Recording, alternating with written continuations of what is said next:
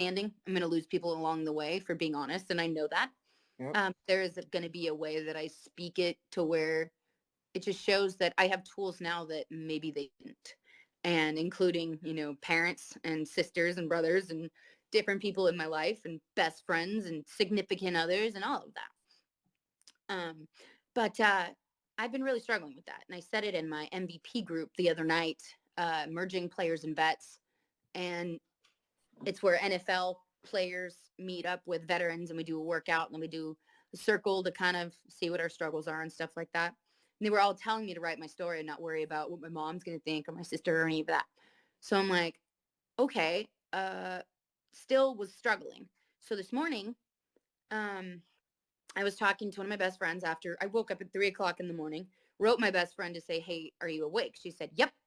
And we went to her hot workout gym. We went and did yoga and cycling and feeling amazing. And she was like, oh, now I'm going to go do my morning devotional. And I've never done that. So I was like, can I join you? And we did our morning devotional. And then something came over me and I wanted to ask her opinion. When I first got into the music industry, I hit my knees. I was at my rock bottom. I had just left an abusive Marine after 9 years, 3 kids by myself, moved to Texas, no friends, no family, no nothing. So I'm like, okay, hit my knees and said, oh my God, God, if you don't give me something to hold on to, I'm going to let go.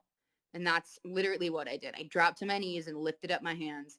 And I envisioned holding a stack of paper, just white paper, threw it up in the air, and wherever it landed is where it was supposed to be. And I let go. My journey started with letting go. So then after that, within 2 weeks, I was in the music industry. I shit you not. It was that fucking fast. And it was so real and so whirlwind. It was insane. And once I realized letting go and giving the reins back to the universe, back to God, whatever you believe in, I was like, okay, I can do this. I got this. And every once in a while on my journey in my music industry and with my home life, I realize I'm kind of separating myself from, where I originally started. So I close my eyes and I envision letting go again, throwing that paper up and letting it fall. And about 3 days ago, I tried to do it laying in bed and my mind just wouldn't let me. My mind was drifting. It felt fake. I don't know what was going on, but I couldn't accomplish it. So I told her about that. I said, hey, I can't do this. And she closed her eyes. And this woman is so close to God. I know it's not about religion, but she's one of my best friends for a reason. She brings me to my feet and to my knees and to every aspect of self-discovery there is. And she said, it's because it's not time to throw the scroll up anymore. It's time to write on it. And it freaked me out because I'm a writer with music, obviously. And she was like, I was thinking, music wise. And then I realized that that was the answer to the question I've been asking. It's time to write my story. And that's where I am today. Do you so how long have you started writing, or what I mean, have you started writing like short stories or anything like that ever? Oh, yeah. I write all the time.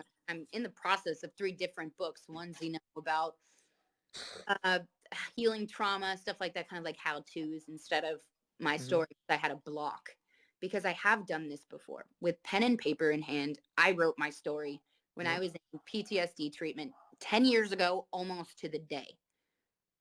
My ex-husband burned 19 notebooks in my driveway of my entire life story. Well, I'm excited that you're doing what you're doing. I think your story is absolutely amazing. Austin's talked to me, before, and I think your story should be told. I think everyone should hear your story. Um, and hey, that just means that you're gonna write the story better this time, right? I agree. I completely agree. And she sent me kind of something that says basically in the Bible, and again, I hate to say go to religion, but there's, a king's book was burned containing the words written from someone's dictation, and someone burned it. And there was someone else that said, take another scroll and write on it all the words that you had the first time, and they'll just be better from the ones that are burned up. And that right there today was like, oh my God, this is exactly what I was supposed to do. It's kind of insane how it's all kind of coming together. So I started writing it and I put that entire intro in a Twitter tweet thing. I'm not really good at Twitter, I'm learning, but I put it in there and I think there's been like 30 listeners in like an hour, but I'm learning to be vulnerable through it and I hope my journey can help other people. So I'm really excited. And then through the bees, through everything that we're doing, it's all good things. It's so powerful. And people need to know more about the bees. There's people in here now that I see that don't have a bee on their profile pic. So I figure they don't know what the bees NFTs are. And I do. I want to show people that there's light within the bees. And there's platinum that need to just have a little bit of light to shine through the dim and the darkness. And I think that everybody's a diamond that just needs a little bit of polish. And I think that it's up to us to share our knowledge and our journey if we can. And we can't just stay quiet anymore. So if anybody has life experiences they want to talk about, maybe on their journey in the NFT world or their, just life in general, what brought you here? Hey, come up here and do the whole speaker thing. I'm learning again. So if you request it, I will accept it. It's the first time. I'm a virgin. This is my very first Deanna's Power Hour. Let's go. Give me some speakers, y'all. Don't be scared. Even though I probably already scared you away with all my crazy life stories. I'll just can I pick people to No, start? as yeah, you can click them, and so when you click their profile picture, it'll say request to speak, um, and they either accept that or they don't. But Co-host. I'm um, inviting you to co-host because I don't know what the hell I'm. dang, You can help me. what was I gonna say? Um,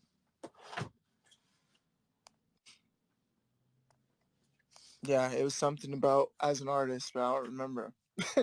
But hey, for you, you'll be excited.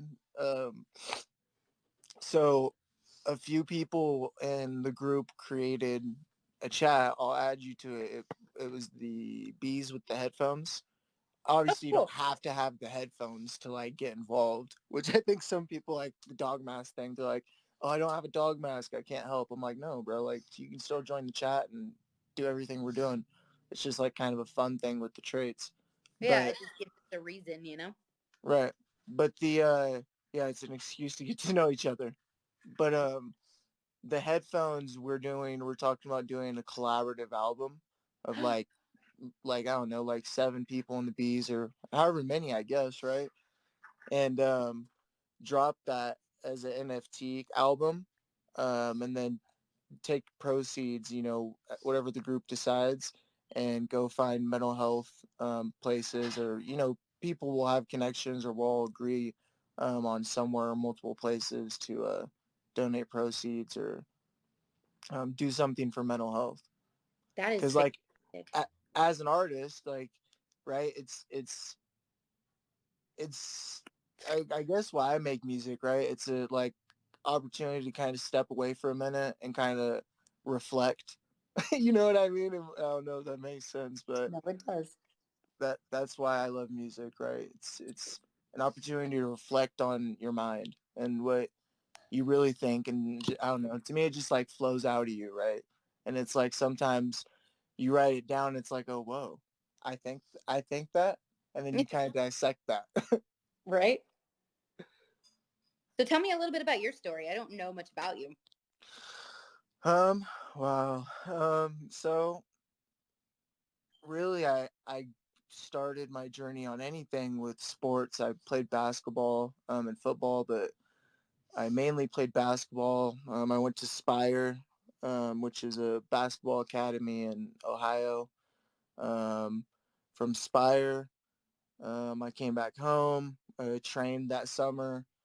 That next year, went to college in Vermont. Um, from there, I came back home for the summer. And I was 20, and I ended up getting an MIP, right? And my college coach called me and whatnot, and basically they said that I would be suspended for half of the season. And so in sports in college, So if I missed half the year, then I played a game that year, I lose that whole year of eligibility, right? And that was really important to me, eligibility, like to go play overseas and things like that. So I was like, well, fuck that. I'm just gonna like sit out this year and I'll come back next year. So long story short, I ended up sitting out that year. And you know, that year, January 31st, my best friend actually died, and it was a fucking, it was a trip, right? Completely changed my life. First, probably real traumatic thing I had to go through in my years of life where I could comprehend things. Yeah. Um, so I kind of life reflected for about the rest of that year. It was coming up on that next year when I was supposed to go back to college and play basketball. And I told my dad, hey, look, I don't think I want to go back to college. um, and he said, why? And I said, well, I mean, the only reason I was going to college was so I could further basketball and continue doing that and go, play professionally. And I don't know if that's what I want to do anymore. And so that was kind of like a big twist. It's what I've done my whole life, was train for athletics. Um, and so, yeah, he said, well, you better figure it out. And then So I ended up not going back to college. Long story short, I probably, I don't know, you call it what you want, went through life for about a year, you could say. And I ended up creating a clothing design in that year. And then That's awesome. came back to my dad and we started talking about that. That's what I wanted to do. And for anyone that knows me, it's not educational advice, but like I don't believe in college. I believe in YouTube and like self-learning.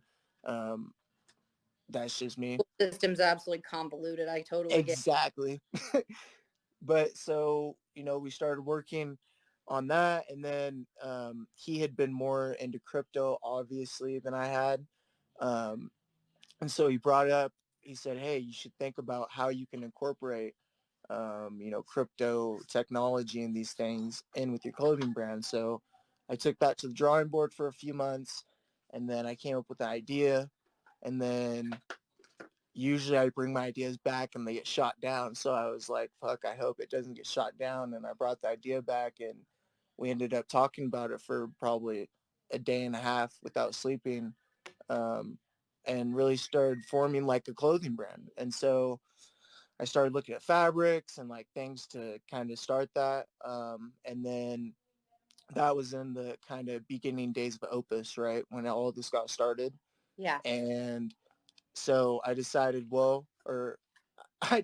and he said that it also would be a good idea to kind of put the clothing brand in the drawer. I already got the plan kind of together. And then as we get rolling more and more with all of this, kind of launch that, launch pad, that clothing brand. It incorporates, right, kind of what I stand for, the SDGs, Sustainability Development Goals, and right, just helping people around the world. And that's kind of my story, how I fell into crypto, and got involved in this. And then I guess, like I said, the main important thing for me for my whole life is just working on the sustainability development goals and, trying to leave a better world than is here right now for my kids whenever I have kids one day. That's incredible. Sorry, I don't know if that was a rabbit hole. Hello, hello. Hello, hello. How's Hello. it going? Buenos días. Si alguien es tan amable de traducir, mm, my English is short. I am more listen Manuel speak. Okay. Yeah, that's fine. Eh, I guess, but you get a little bit of English. Will be okay. How today?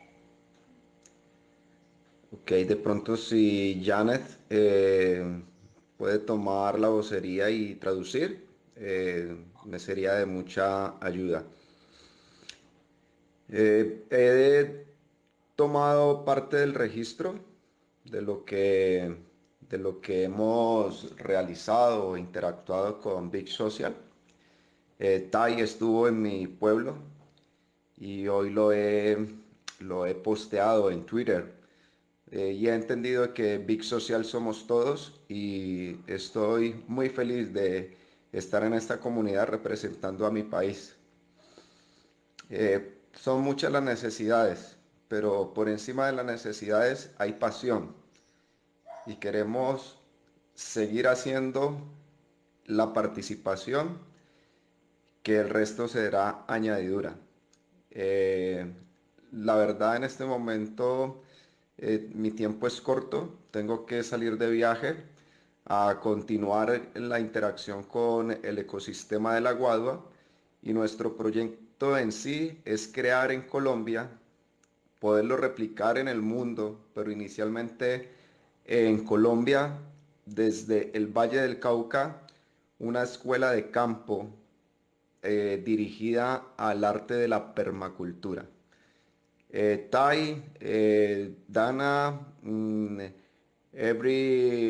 everybody, thank you. I am very happy I'm here. Hey, thanks for coming up and talking. Deanna, this is Eric. If you met Eric in the spaces, this is his brother. He's from Colombia. He actually works in the agricultural field. We talked about doing some things to help him and his group in that area. Um, but yeah, this is probably the first time I've heard you in a space. Thanks for coming up and talking. It's cool that you popped into Deanna's space. Yes, thank you so much for being here. And again, thank you, Ty, for giving the intro to who he is. I appreciate that. And you know what? Thank you for being here. And we're super excited to have you. If you need anything or want anything or want to add anything, feel free. I'm sure there is also somebody in here that, can help us translate along the way. But we're super grateful to have you here. And thank you so much. And I hope Colombia is treating you well. And I know the weather's got to be beautiful, probably better than it is in freezing cold Texas right now. Please, one moment, okay? Um, I am go travel y me despido así. ¡Hija! Beehaw! Good job.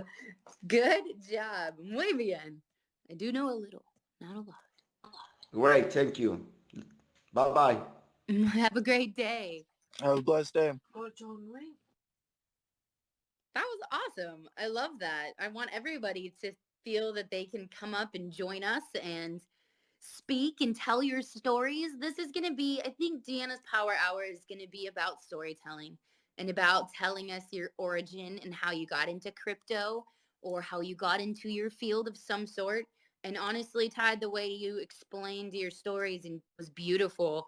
Trauma at a young age is a tough nut to swallow, and it's amazing that you turned it into self-discovery and taking your clothing designs and making them, transferring them into the crypto world after losing a loved one. It's really hard.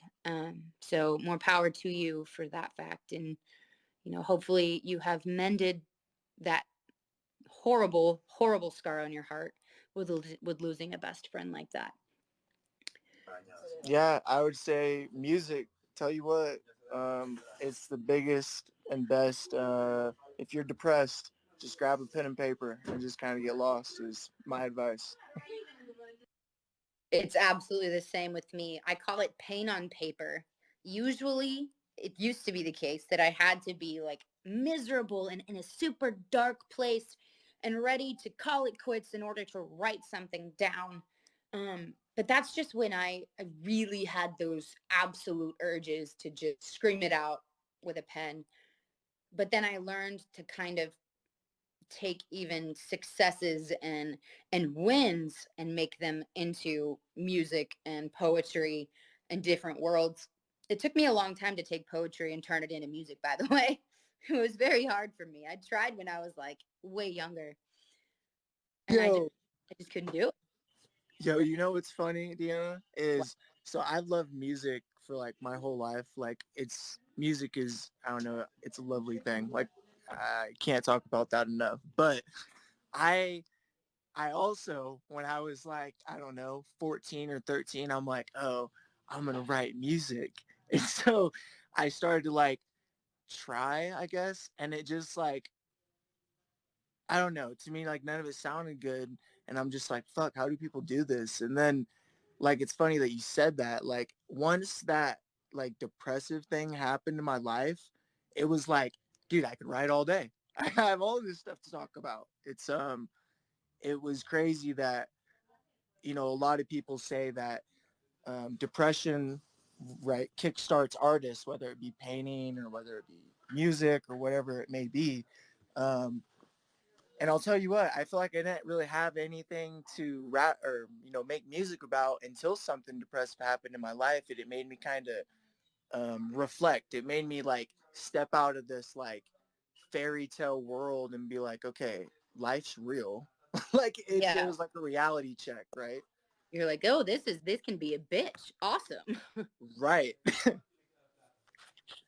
That's awesome. And honestly, normally musicians, artists, any creative is not, the most sane on the planet.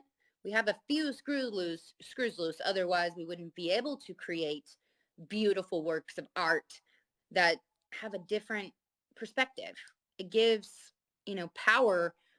Power is in the perspective, to be totally fair. If you're perceiving a situation negatively, then that's how you're going to see it, and that's the same with our art. But if we can learn how to take our negative emotions and our, you know mental health issues and turn them into something beautiful, even if nobody else ever sees it, anybody else ever hears it, it kind of gives that feeling a little bit of depth, and it gives it legs, and it says, hey, this is real. And I kind of teach that to my kids too. You are allowed to feel, you're allowed to breathe, you're allowed to not be perfect today. And if you can put a capsule and say, hey, here's all the bad stuff that happened to me today, and throw it in the trash, yes, that bad stuff is gone, but there's no bones left there. You kind of want to keep the trauma, just like when you said it took trauma to actually build your creativity. I know it sucks, but sometimes we have to let ourselves feel that. We have to sit with that feeling. We have to let it resonate with us in order, to be our best selves. And a lot of people try to hide from their emotions and from their pain. And just like your example, like if you would have done that, what would you have become, Ty? Do you know? If I would have did If you say would have that again. closed off, if you would have closed off and didn't become creative through your pain and your trauma, and you just sat with it and was like, nope, it didn't happen. Yeah, that's, I mean, at least for me, when that happened in my life, man, I mean, I did, right? For like a year, I did close off. I mean, I didn't talk to my family for like a year and a half. Like, I just kind of dropped off the map, right? Like, super traumatic. And yeah, it was like the only place I had to turn was my notes and, you know, a smooth jazz beat or like just being alone. Like, I kind of fell in love with being by myself and like, not talking to myself, but like, you know, running my thoughts through my head and writing them down. And like, I don't know. I don't, I honestly don't know where I would be. I mean, music really, you could say, changed my life. Like, it's just something that I've always loved in general. And then to be able to start creating, and then people around me, when I finally opened up and like told people like, yeah, I make music, and then show them, and then being like, damn, bro, like this is pretty good. Like, have you recorded anything? And I'm like, no, I don't record. I just kind of write as like therapeutic, this and that. And then having people be like, bro, like you need to get like in the studio and like record that and let's Yeah. see what we can do. And then finally being like, all right, like, you know, I'll do it. And, you know, it turned in like right now I have an album done and an EP done, almost a second album, but going to finish that when I get back to the United States. But yeah, I would definitely be a different person. I would probably still be pursuing basketball or trying to coach basketball or something, staying in athletics. Which, don't get me wrong, I love sports more than anything. I think it's important in the learning of life and how to work with people, and it's a great thing. But music kind of helped me find who I was and who I want to be, right? Hold on 1 second. Sorry, someone's at my door, not knocking with their feet. Okay, I was like, hold on. Sorry, I'm on a Twitter space. Hold on 1 second. My Starbucks has arrived with one of my best friends. I was like, that sounds nice. I'm about to have the old pot coffee, and I'm debating if I'm putting sugar. Should I have sugar in it, the first cup, or should it just be no, absolutely not. I like it. I like it, Deanna. Coffee by itself, bro. Coffee is the absolute element of life. It is what half my body is made out of. And for what you're it's like the greatest feeling in the world to have attention shined on your talents and have someone say, "Oh my God, that's incredible! What you did that? Like you do more." And doesn't it give you like life? That's how I feel about NFT too. Yeah, it does. It does give you light, and I mean, and you said it's like NFTs, and that's funny because it's like the same thing. Like when I first started, like the first time I got on the mic type of thing, obviously like it wasn't a Grammy. You know what I'm saying? Like it was like, huh, okay, this is interesting because that difference in between, kind of singing out loud on your notes and the beat, when you get in the booth and you get those headphones on and you record that verse and it plays back, you're like, whoa, hold up. I sound like that? Okay, let me think for a sec. It's the best feeling in the world, especially when you take a memo that you've had in your phone of just like some absolute tuneless whatever it is, and you're like, oh, once you put music behind it and a little bit of, you know, effects and some reverb, and you can hear yourself while you're singing, it's like, what is this? This is a new world. And that's again It how is. it gives a different voice to people and causes and projects and nonprofits. It's just it's so exciting. Sorry, I'm very hyped right now. No, since I've been in South America, usually um, I go on a walk, a 2 hour walk or so every day. And I just put my headphones in. I go through YouTube beats and I just keep hitting next until, until that beat just kind of vibes with whatever I'm feeling. But I Love it. haven't got to do that as much in South America. I really haven't wrote that much music, but some days I'll be like, okay, I gotta step away for a few hours and just like, because it really like it's weird. Like writing music is so therapeutic. It's oh man, it's crazy how therapeutic it is writing that music. It is pretty intense, and I call it a therapeutic means to an end. Usually, it's Ooh, that'd be a good album. that really would about, all the ones that we write about healing and trauma and sitting with our self-doubt and our self-loathing and our, problems and our insecurities, and then you realize that everybody's allowed to be vulnerable. Other people need to hear your fights and your trials and tribulations, and it's okay to not be your best self today. Like, it's okay to have an issue. Get in the middle of yourself. Don't apologize for not being your best self. Like, Yep. we were put on this earth to be life and peacetime and priceless pieces of the whole. And I honestly think that more people need to hear from people trying to find themselves, because a lot of people need that guidance and that almost like an invitation. They need an invitation. It's hard to do something. What are all these profile pictures on? So that's a troll, Deanna. And when that happens, you just click their profile, right? And Okay. it'll say remove from speakers or remove from space, and you just remove them and they're gone. Or you let them stick around for a little bit and kind of mess with them. It's up to you. But yeah, Correct. it's about that time. Usually they roll in in the morning and in the late evening. Wow, that sucked. Yeah, but you're good.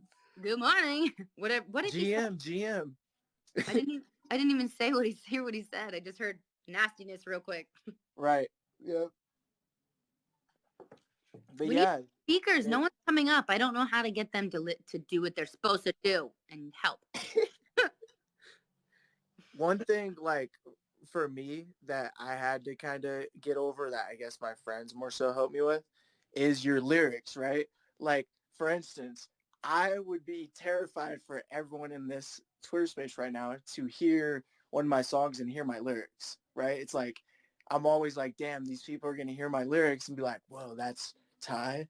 What is he talking about? And it's all like getting over that like what one of my friends told me and I always remember it is excuse my language, but he said, bro, don't give a fuck. Like, why do you care? Like, look at it more as like when you get older and you have kids, like your kids are gonna be able to see like who you really were. Like what you know what I'm saying? Like it's You're things that genuine. like your music, for instance, like you can explain to your kids, as much as you want about who you are, about what what gives you passion, like what gives you life. But when they go listen to those records, fuck, there's no words that can explain it, right? They can hear it in your voice. They can hear the things you're singing about. And that's unmatchable. And music is timeless. That's another reason I love it is that shit's going to be here for decades on decades on decades as long as someone spins that record.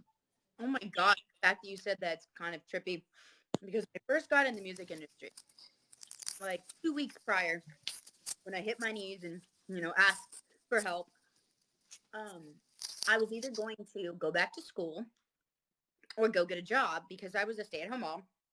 I'm a combat wounded vet, medically retired, so I didn't have to work. Just bought a house, didn't have to work. But my kids never saw me with a drive, a goal, motivation. They saw me wiping their asses and cooking their food and trying to also parent their father, which was even more fun. But they never saw me goal oriented, and I quite didn't know how to show that to them. So I'm like, they have to see me try something. And in that 2 weeks is when I got in the music industry. But the fact that you say that is so it's almost like profound that you said it today because I came to like a little bit of a swift understanding of that part today. At the same time, super ADD. What did you just say? Oh my god, I'm so stupid. Say it again. I trailed off. Me? Yeah, So what are you asking me to say again? just the last What my part. what my Uh, friend said? yes, Oh, yes. basically that this music, don't be scared of your lyrics and like get over that hump of it's who Okay. you are I and let got that be who you are. Okay, so when my first single dropped, I was like, I can die tomorrow and my kids would know that I had a dream and I followed through and I put it out there and I showed my vulnerable side. So even if something crazy happened to me, which is crazy because 6 months later I was paralyzed, but it was like it's timeless. It will never die. What you put out there can never be taken back. And it's One like, one wow. thousand percent. And it's crazy that you said that because I just wrote it down. And sorry, my ADD brain for the record, and I have major TBI, which is another thing I'm trying to kind of put together and work through because basically having a really bad TBI is kind of like having a low stage of dementia. Sometimes I will forget the words I'm saying as they're coming out of my mouth, and I've done it on stage, but nobody knows it because I write my own shit. But it's it's interesting. I Hey, sometimes my guitarist that's no clue what that verse was, but it worked. We're good. hey, I do that all the time, especially in South America, when I'll be speaking to a group of people and I have a translator. And hey, that's just a work in itself, like learning how to speak with the translator. But I'll ramble for like 25 seconds and be like, oh shit, I have a translator. Sorry, translate. Go ahead. And they'll be like, well, hey, can you repeat the last like 15 seconds? And I'm like, Nope. I don't even know what I said 5 seconds ago, but I could say something new. I can say something else and you can translate that. Right. But I feel you on that. I'm the same way. It's like It's like, You're- no, I can't repeat that. Yeah, you're like, don't ask me to repeat shit that came out of my mouth like in the moment because it's not a thing. And like, if it was a script, I could tell you where I was. But life is unscripted.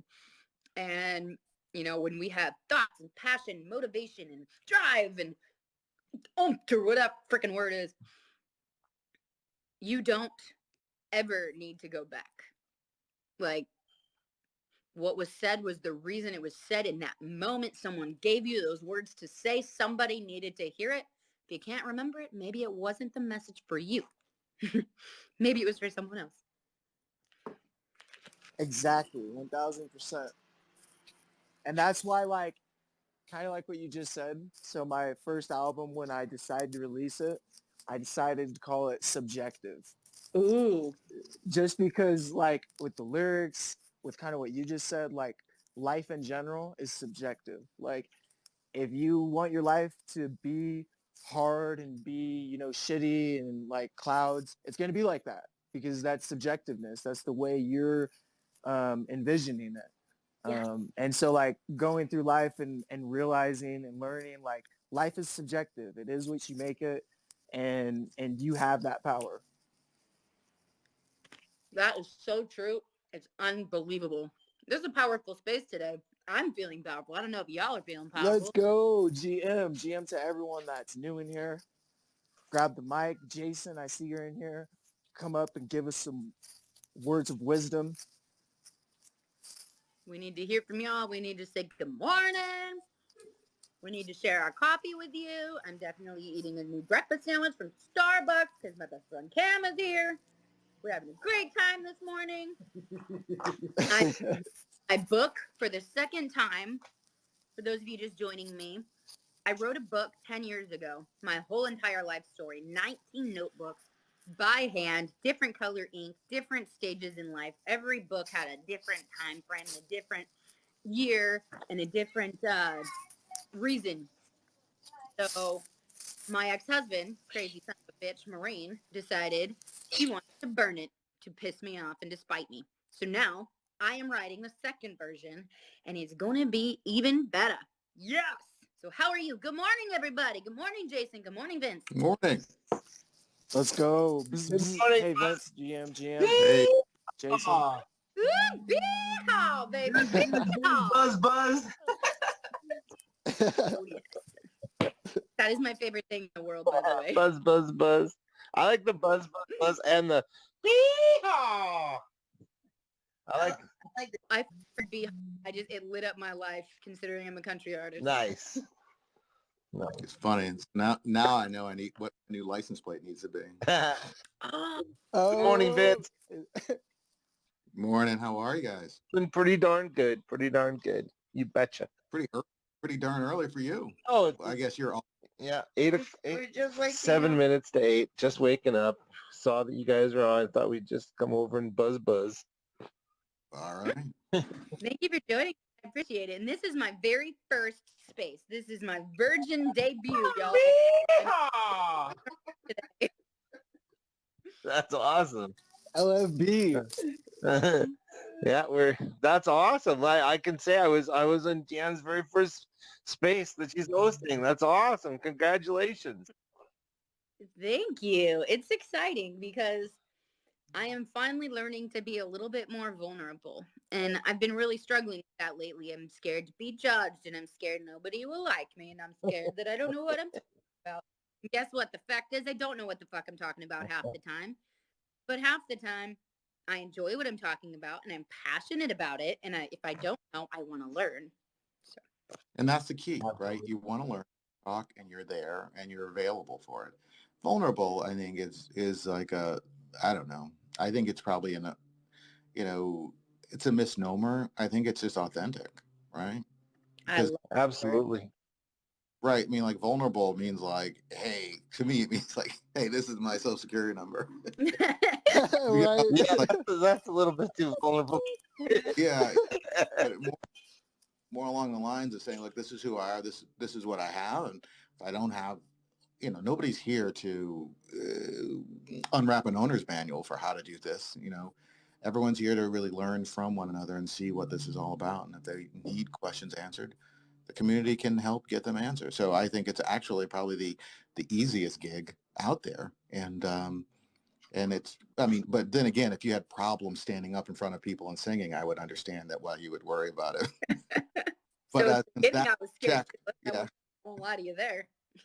yeah, check, that's off the list. So, so I think right now it's just being authentic about this topic, and it's just another way of interacting and engaging. And I think that's what's cool about it. It gives you another piece of you to share with people. And it's not, and the cool thing is you're not begging anybody or asking anybody for anything.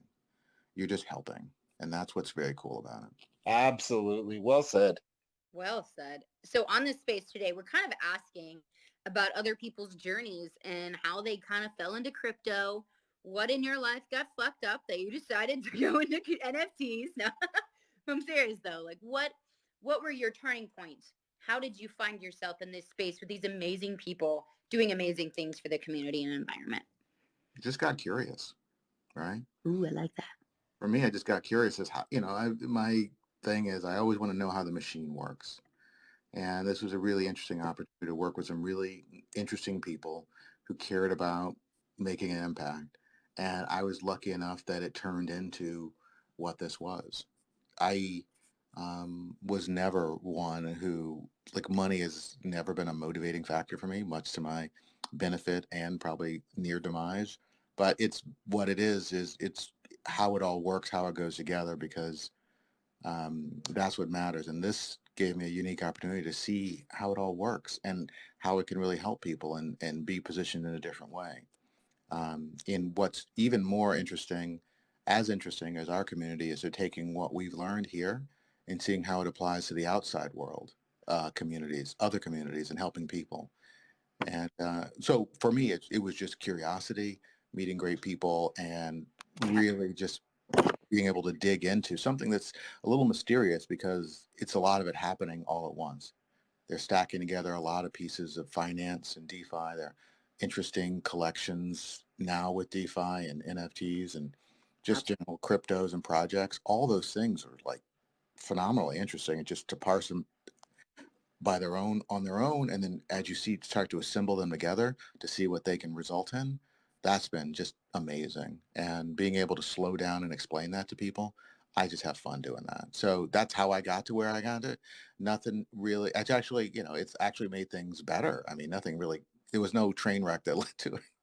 I'm sorry, there's no story there, but I mean, I have conversations now with my 84-year-old father about crypto, and he's talking about all the things that he's doing. Oh, And wow. and my kids, and my one son thinks it's completely insane. My other son is completely into it. Um, and it's just a very, I don't know. I feel like it's a very cool way to keep yourself fresh in what's going on in the world.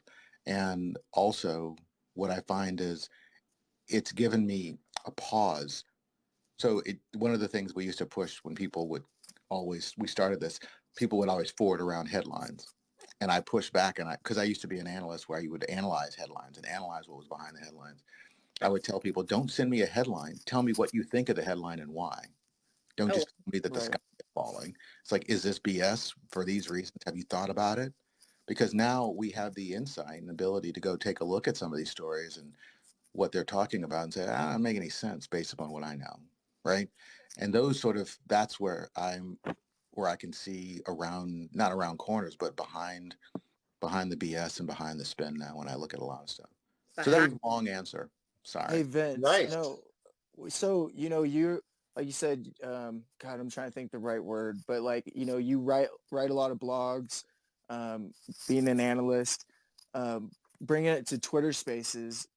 How did you see that as an opportunity to bring the things you've wrote about and things like that to Spaces? Like did you see that as an opportunity? Like, you know what I'm saying? Like, Well, I mean, there's two levels. If I could interpret that, I mean, there's one yeah, level of taking what I've learned, because the way I write is I write a paragraph and I say, well, is that bullshit or not? And then I write another paragraph and I said, was that bullshit?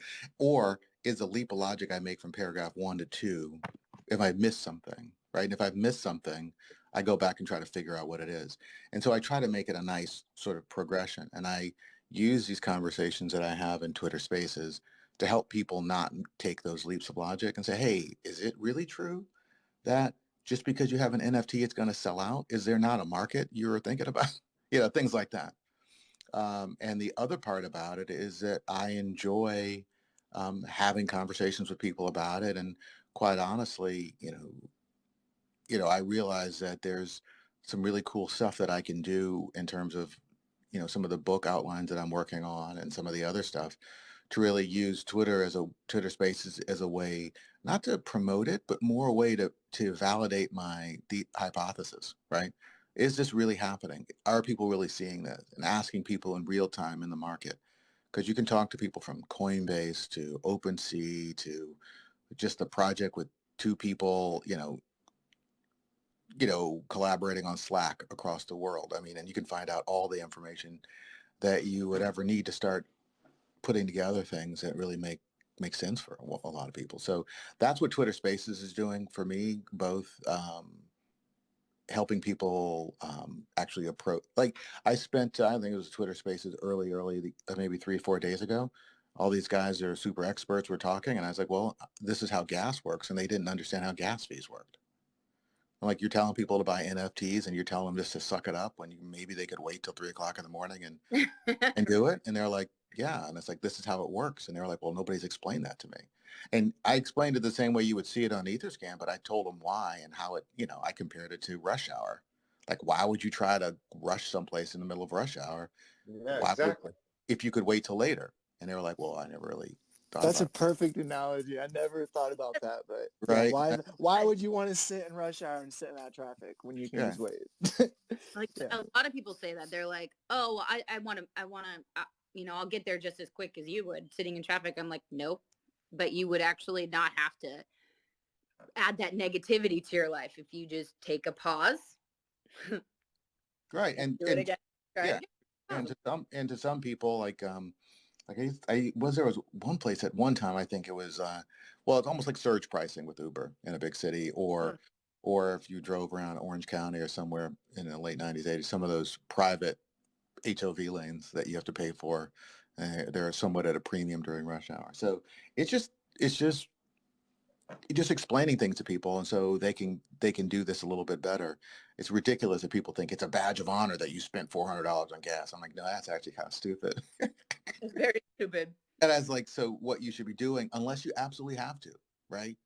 Unless you absolutely have to clear a trade at a certain number in order to make this number, and the $400 still keeps you in the black, right? Something else I hear, Vince, is people will say now, they're like, yeah, well, I spend that $500 on gas, but it's going to be a write-off.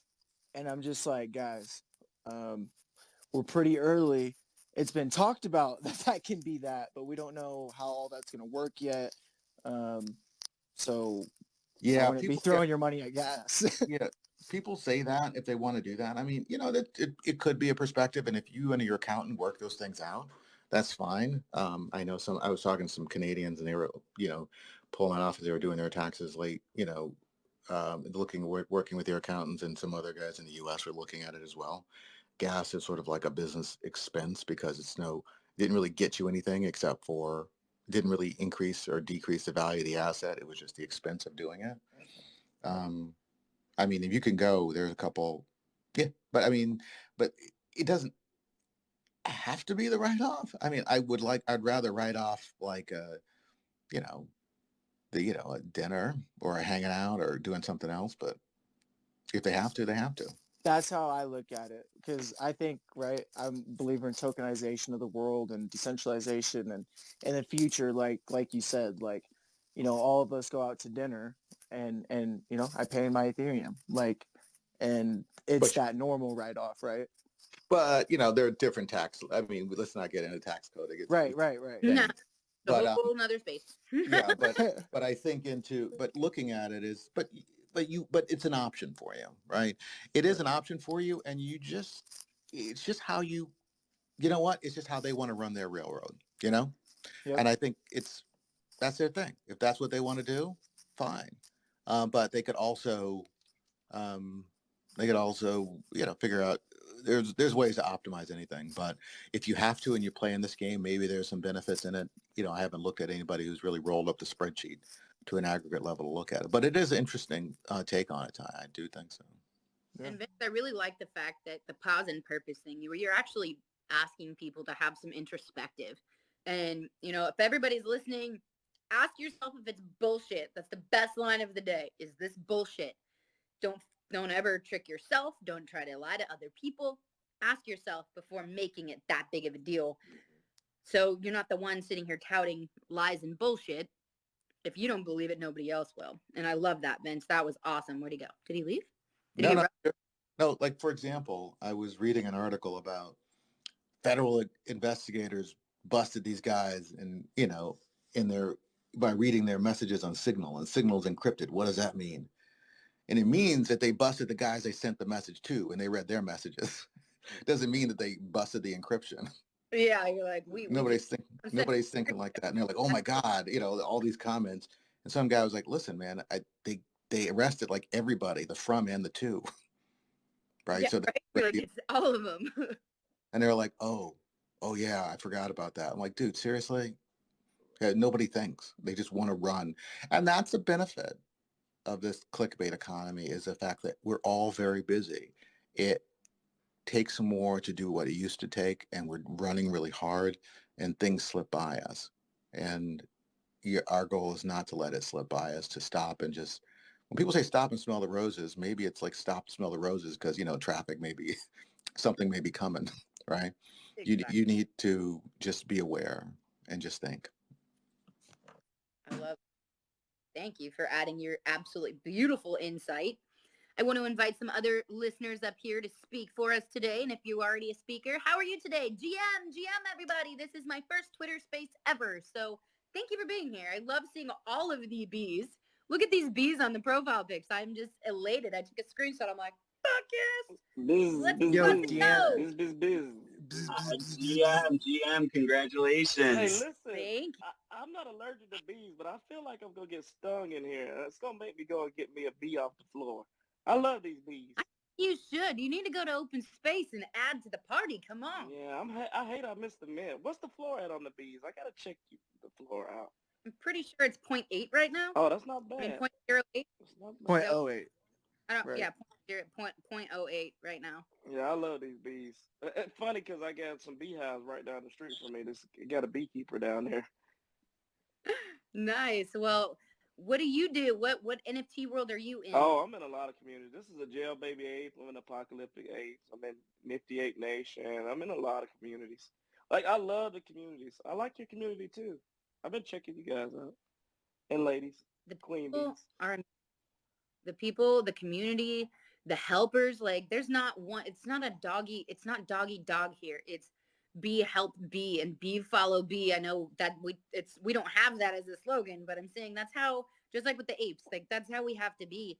And I love the power of this community. People come in and they're like, how do I set up my MetaMask? And you got 19 people saying, here you go, I'll teach you. I And love that. people do Zoom calls and help all the time. And then they have some kind of a nonprofit. And just like I was telling my story today, I am writing my second version of my book. And because my other one 10 years ago was destroyed. My ex burned it in my driveway. 19 books, 19 notebooks of all my story. He burned it right in front Oh, of me. wow. That's awful. Just I am so sorry. My heart goes out for you. That must have been devastating. It was. It felt like someone ripped out my soul and like spit on my past. But that all happened for a reason, and I'm restarting that as of today. So I got on Discord and told somebody about it and put it on Twitter. I have this speech I did today, the intro of my book. I put it on Twitter, just being vulnerable. That's what I did today. And they automatically said, hey, there's, this mental health conference I'm doing, and I really would like you to speak at it. And boom, I mean, that's the network we're dealing with, and it's incredible. And NFT Phoenix is going to be ridiculous. Just saying. It's funny you said, you said that, and it's like my friend always jokes with me. We'll be talking about ideas, and he'll be like, all right, stop talking about it. You're going to fuck around and put it into the universe, and it's going to go to someone else. So we need to stop talking about it.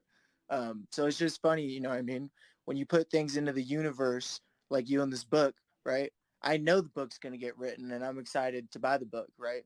Because you put it in the universe and, you know, the universe does its thing and yeah, it's going to be crazy. And I actually, I screenshotted this space because it's your first space. And when you win that Grammy, I'm going to have to mint it out as an NFT. Oh yes, I love it. You like the typos in my title? Like what the Wait, hell? I didn't even see that. I have a wait, are capital. you a singer? I have a weird little squiggly line. I'm like, okay, that's what it is. That's who I am. I'm a squiggly line. Yeah, she's a phenomenal singer. She can obviously Oh tell you wow. more about it, but yeah, she has some music on Apple and I think it's on YouTube too, but I have it on Apple. But Deanna can talk about that, right? Oh Oh, is it up under your name? yes, it's Deanna Wheeler. It's on Pandora, Spotify, all the above. Um, Deezer in the UK if you guys are overseas. Yeah, it's everywhere. Yeah. She's absolutely fire, bro. You're gonna love it. Aw, I love I'll have you to check guys. you out. Like people don't understand the support in this room. Like I could literally spit on a piece of paper and you guys would like it. Like I'm serious. It's crazy beautiful. Well, Like the You know crazy, that's what bees do, right? That's how they make honey. Are you aware of that? Buzz, buzz. yes, Buzz, buzz, I am buzz. aware of that. Okay, that's what they do. They spit on hives and in those little cones where they feed the little bees, right? That's how they feed the bees. I love it. I love it. Comes out sweet. some beekeeper alpha. Hey, Yes. listen, are y'all into bee conservation as well? I mean, would it be in a bee NFT? So with the bees, obviously we're bees, so bees are important in the world, and we all believe that. Yes, I love Um, bees. and throughout this time period, we'll be finding bee reservations and things like that to help out. We just want to make sure we're working with the right people that are doing things for the bees properly. Right? We Absolutely. don't want our name on anything bad, right? We want to make sure it's vetted. Absolutely. I respect that. Yeah, because bees are important. People don't realize how important bees are. You wouldn't be able to eat nothing or do Yep. anything without bees. Absolutely nothing. Yeah, Deanna, I was just gonna say, for me, I'm big into rap and jazz, and that's kind of like where I live. Like I love Mac Miller, Code the Friend, uh, Cal Scrooby, right? Rap, and but your music, I definitely at least throw it on once a day, right? Aw. Because I don't absolutely love country. I grew up around it, obviously 24/7 in Oregon, um, but I love country female artists a lot more than male artists, and your music is What? phenomenal. I love it. You have a extraordinary voice. Well, thank you. That means a lot. And a lot of people say like it's a man's world, and a lot of guys, mostly men, do not like female artists because they have a higher register, and it's like clinically proven higher register in tone is less likely to be listened to long term. And that's one of the things that are good is because I don't have a high pitched squeaky voice like this. And I sound more like a raspy Tanya Tucker than than anything else. But thank you. I appreciate that. Like that means a lot to me. And you need to send me your music too. I gotta check it out. I really I do. have also I don't have anything released like as in I don't have it on any platforms, but I have some files. I can send you one or two of them. I would love that. My son actually is a pretty awesome writer. He's 13. He wrote his first song at 10, his second song last year, which is what my fiance actually proposed to me to. And it was mind blowing that honestly that talent could be genetic. I don't know how to explain it because nobody in my family is musical. They're all doctors and lawyers, and I'm like, well, thanks for the bottom of the barrel, but it turns out it's not, and it's beautiful that I get to share and I get to help people through problems and, like I said, put paint on paper. And again, it is music and it's introspective, just like Vince was talking about. And when I do write, I do ask if it's bullshit. That's funny that you say that. Like for me, like my whole family's like loggers. doctors, waitresses, hairdressers, and so like I feel you. Do you ever feel like low key sometimes, or when you're younger, like a black sheep? Like, Oh, I still am, honey. I still yeah, am. That's I why feel one of you. the reasons I'm okay with writing my book, because I'm already the fucking black sheep. What can you do, really? Yeah. What can you do? Shit. Excuse my language. I was in the military. I'm a combat wounded vet. I say the word fuck and I apologize. I try not to. I mean, just telling you right now, I honestly put my full effort into not saying it unless I am like balls to the wall excited about something. But I always am. So there's that. Like, I Hey, am what you get. Like, it is whatever I am is who I am. I don't know how to explain it. Deanna, have you ever heard of the name Charlie Crockett? Yeah. Yes. I Oh love my Charlie God. Crockett. So I found him like 2 years ago, and I love Johnny Cash, Ray Charles, like I love like the oldies. And Mhm. so like when I first heard him, I was like, I stood up, I was like, oh my God. I was like, this sounds like, and I'm not making comparisons. It was just like an idea popped in my head. But I was like, oh my God, this sounds like a Johnny Cash that smoked 200 packs less cigarettes. Right? But You're he's so phenomenal. right. I totally like one of my favorite songs by him is Saturday Satan. Hold It's on. I gotta play something. It didn't work. I'm listening to an ad. Sorry. no, you're good. But he's phenomenal. Is he from Texas? I believe so. He plays here a hell of a lot. Yeah. Lord of mercy. I cannot. I'm Charlie trying to Cro- play a Charlie Crockett song for you that would resonate of the day. It's called Welcome to Hard Times. But I keep Welcome getting to the ads. hard times. Yeah. Yep. Dude, Charlie Crockett. If anyone loves country in here, definitely check out Deanna first, and then go check out Charlie Crockett. It would be a good way to start your morning. Hell yeah. That's awesome. Thank you. I appreciate that. And once we get your music on some platform, we'll definitely shout you out too, because you're next, buddy. Yeah, it's funny with me, like my friends, like I have friends that make music more so, like they perform, they've been doing it forever, and they always tell me like talking about like coming and doing a concert and performing two songs like in their set, and I'm like, no, no, no, no, no. I'm more of like the booth. Like I got my hoodie on, I got my headphones, I'm in my own world. You That's put called me on a sitting in, by stage, the I'm not in way. my own world anymore. It's called sitting in, and that's how my career started. Yeah. So take take those opportunities one day. Oh Believe in yeah. yourself enough. Don't be worried about persecution or worried about judgment or self inflection or whatever. Just do it. Like, Yeah. you need to for I mean, yourself. You'll be and surprised. for you as well, you've done it more than me, obviously, but that transition from, singing in your room and like making sure it all sounds good to getting on that mic, that's a whole transition in itself. So I know that, the transition from the booth to the stage is another whole transition, right? Oh yeah, I can totally get that, especially because the booth, you have a veil of Yeah. some sort. You have like a little prism to hide behind. But when you're out there, balls just out on stage, you're like, well, my pants are down. What can I do? And, a lot of people freeze. A lot of people freak out. That's why it's not for everyone. It's really hard. And you have to kind of separate yourself. I become who I really am on stage. That's who I 100% am, is whoever I put on that stage. I will do a back bend. I will kick. I will jump off drums. I don't give a damn.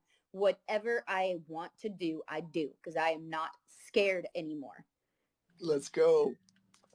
Yeah, And that's I'm learning to do that in, speaking roles too. And I learned that during COVID. I had to pivot because music died in the real world. And I started hosting spaces, not spaces, but podcasts. And I had one called Backstage Pass. I interviewed some of my hugest heroes in the world. Uh, I had Trick Pony. I had Randy Travis, Lee Bryce, Luke Combs, you name it. I freaking did it, and it was amazing. And it showed me that I can be outside of my box. I'm more than just I used to say I'm more than just the singer, because I used to be scared shitless to talk between songs. And I know you hear me talk now and I don't shut the hell up. But I used to not be like that. I used to have the microphone and I would sing to you. And then in the middle, I'd be like, they don't pay me to talk. They pay me to sing. I'm out. I'm like, But now I'm like, I have a story to tell you, and I relate, and I try to fit stuff in that makes sense. And now I kind of go by the seat of my pants, or I could be scripted. It doesn't matter, and you wouldn't know the difference. I love it. Yeah, it's amazing. I know Jason, he's definitely got some experience with the microphone and all that. Um, Jason, what's been your experience or your pathway? What got you, into music and film and all those things? And how did you see that an opportunity in this new decentralized world of finance, right, with cryptocurrency and blockchain? So ask that again, Ty. So, like, how did music and films and things of that bring you into the crypto space and blockchain? Like, what opportunity did you see? Oh, the opportunity. Well, as soon as that was more or less through friendship with because Garnett's a good friend of mine. I've known him for years, and when he told me about the project that he was doing, I was like, hey, that's amazing. And then he introduced me to the bees, and I was like, hey, these guys are amazing. That's right. Even you will. Um, and so I joined the community, and when the permission, like I like I'm kind of a free thinker, and I like being free. I like the freedom that blockchain gives you. Like I'm not a big fan of connecting my MetaMask to Twitter. I'm not sure how good I feel about that, because I like, I want to be, I don't want everyone's like Twitter tracking my every movement. But other than that, I love what we're doing here in with cryptocurrency, and because like it's the freedom to make the decisions that you want when you want and how you want to make them, and the ability to bring other people into freedom. So I really appreciate that, and that's how I got into it. In 2018, it was that's when I first started in crypto. It was like 2017, 2018, and I just took the. I thought I was already too late because Bitcoin had Right. already pumped, but and then we experienced like the great winter of the last half of 2018. We went into a bear market. But even through the bear market, like there was enough momentum and enough knowledge that if you just put your head down, grind it out, and work, then good things are coming. So that's what I like about it. Grind, grind, grind. I love it so much. Well said. Well said. Yeah. Yeah, for me, for music at least, just staying on the topic of music, I saw an opportunity for obviously the artist to stop getting screwed, obviously. But on top of that is a new way and a better way that artists can really connect with their listeners. Absolutely. Right? Absolutely. That's so They, important. they can provide a real world utility. I mean, maybe when like Deanna drops her album, like her main goal is when she makes money, she wants to make her fans make money. Like that's now possible, right? Like you can make that a thing instead of relying on a label or like basically not owning your rights. Like as an artist, like that shit's personal and it's like you value that. So like when a label's involved, it kind of like takes that ownership of your own self and your own craft and where you Right. want to go. And it can give you more freedom because you're more connected with your audience. You're more connected with your fans. They're a part of they're more a part of everything. And so then you don't have to like say then the labels, like if they get finicky, if they get flaky, you still have your fan base that you built. I love that. And honestly, like the way he's saying that is so crazy, because all these labels right now, they offer 360 deals, right?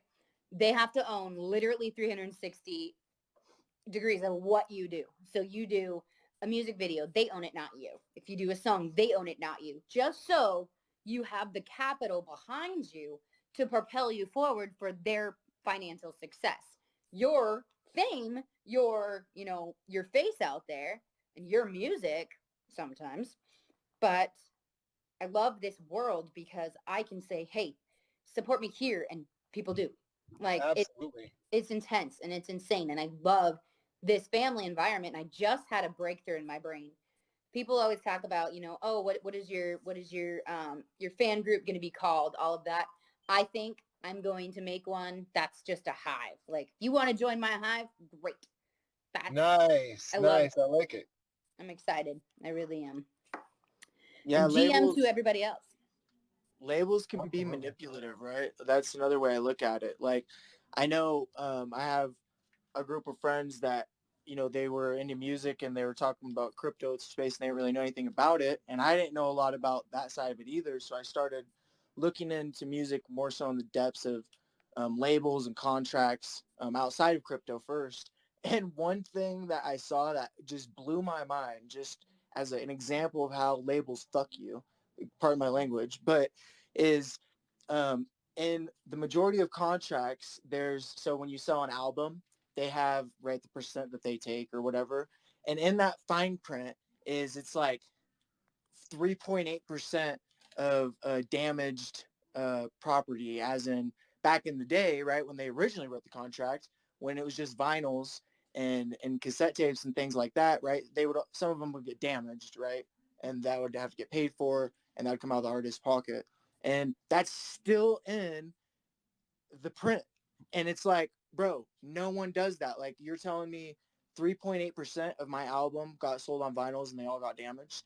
Like, everyone downloads that shit on Apple. How can there be damage when I'm downloading it on Apple? Like, just like little things where it's like, if you are a good label, you obviously go back through that contract, you fix those things where you try to give the artist the most benefit of the doubt by still helping them. But labels just don't do that, right? They want to stay in power. You have to become somebody that they want to get behind. So you have to have your shit together in your social media. You have to have your shit together with production. You have to have money behind you before they'll increase that and actually talk to you and actually not own all your shit and give you a bigger platform. And that's where I'm headed. My new journey is about to freak you guys out. I I just have so much new stuff that is about to happen. I'm going national from being a Texas country artist. It's my song Whiskey Weather that got to number 21 here in Texas. And the reason it stopped is because I had surgery and I stopped going to my radio tours, all that stuff. But I'm about to take that song. They're remixing it. Mark Needham is remixing it, and it's going to be ready for radio in about a week. And I'm super excited, and it has a music video that literally burns a hole through my phone because I'm so freaking excited of how hot it Let's is. go. Let's do this. Let's swipe it out. Woo! Be how, baby. I am so pumped up today, guys. It must be that black coffee in that sandwich. It is, definitely. I did put cinnamon in it, but hey, we're not going to say that. We won't talk about that. It's better than sugar, okay, baby? You asked me about you, not me. Yeah, I mean, another thing about labels, and then we can get off labels, because labels are like banks. When they get brought up, I'm like, God, I hate them. I know. Now it's like freaking religion. It's like, we don't talk about that. But, dude, I had a friend that he took his album and an EP to a label, and they were talking about doing a deal, blah, blah, blah, and they listened to the album and the EP or whatever, and he said that one of the first questions they asked was, what's the words that they said? Basically, where's the club bangers? Like, where's the party music? And he's like, I didn't make that. Like, you know what I mean?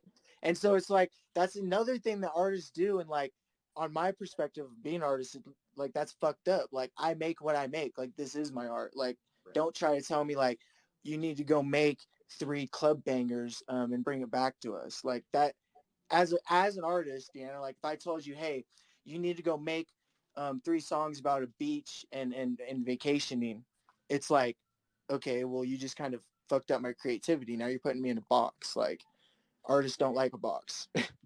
No, but let me just go from my perspective on this one.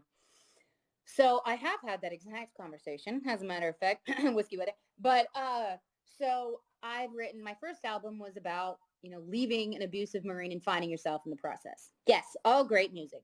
Radios, no. But I was told to write a drinking song, a party song. Mind you, this was on my own accord, and I absolutely loved the one I did, but it wasn't in my wheelhouse. I was sober when I did it, for the record. I was in the UK on tour.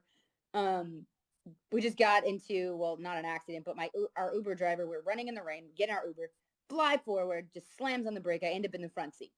Get back in the car, my bass player straight from Costa Rica, and he says, "Whew, that's some whiskey." I'm going to try this accent. It's not going to work. It's going to sound like Italian or something. "Oh, that's some whiskey drinking weather right there." And here you go, just boop, doop, doop, all the way up the stairs, everywhere in the bathroom, any acoustics. I just had that going for me.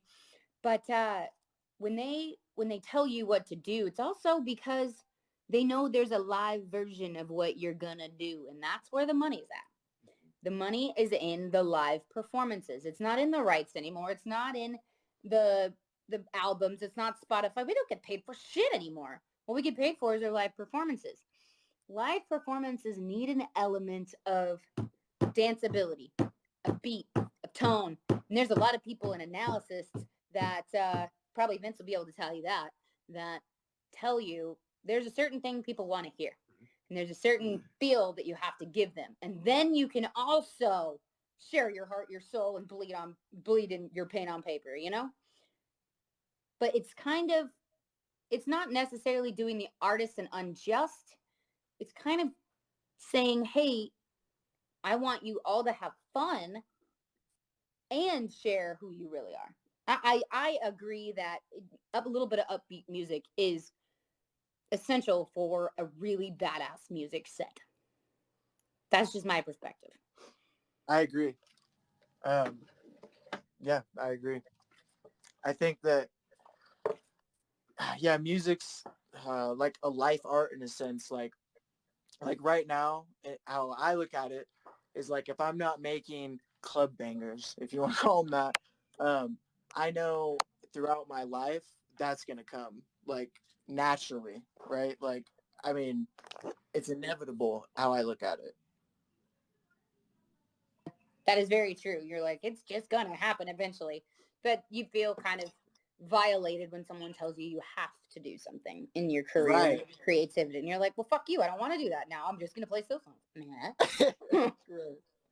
I had a band leader for a while that's like, no, don't start with that stupid shit. I'm like, my music's the stupid shit, or You go, redneck fucking woman's stupid shit? What do you want to hear? Like, what do you want from me? I'm serious. It's been crazy. I've been in the music industry now 6 years. One of which I was paralyzed. That was fun. But I have learned just so much in dynamics and creativity and fun and excitement. And my stage presence is kind of what sets me apart too, because I am just as crazy bubbly as I am right now on stage. And most of the time I'm wearing very short shorts. So it's really fun.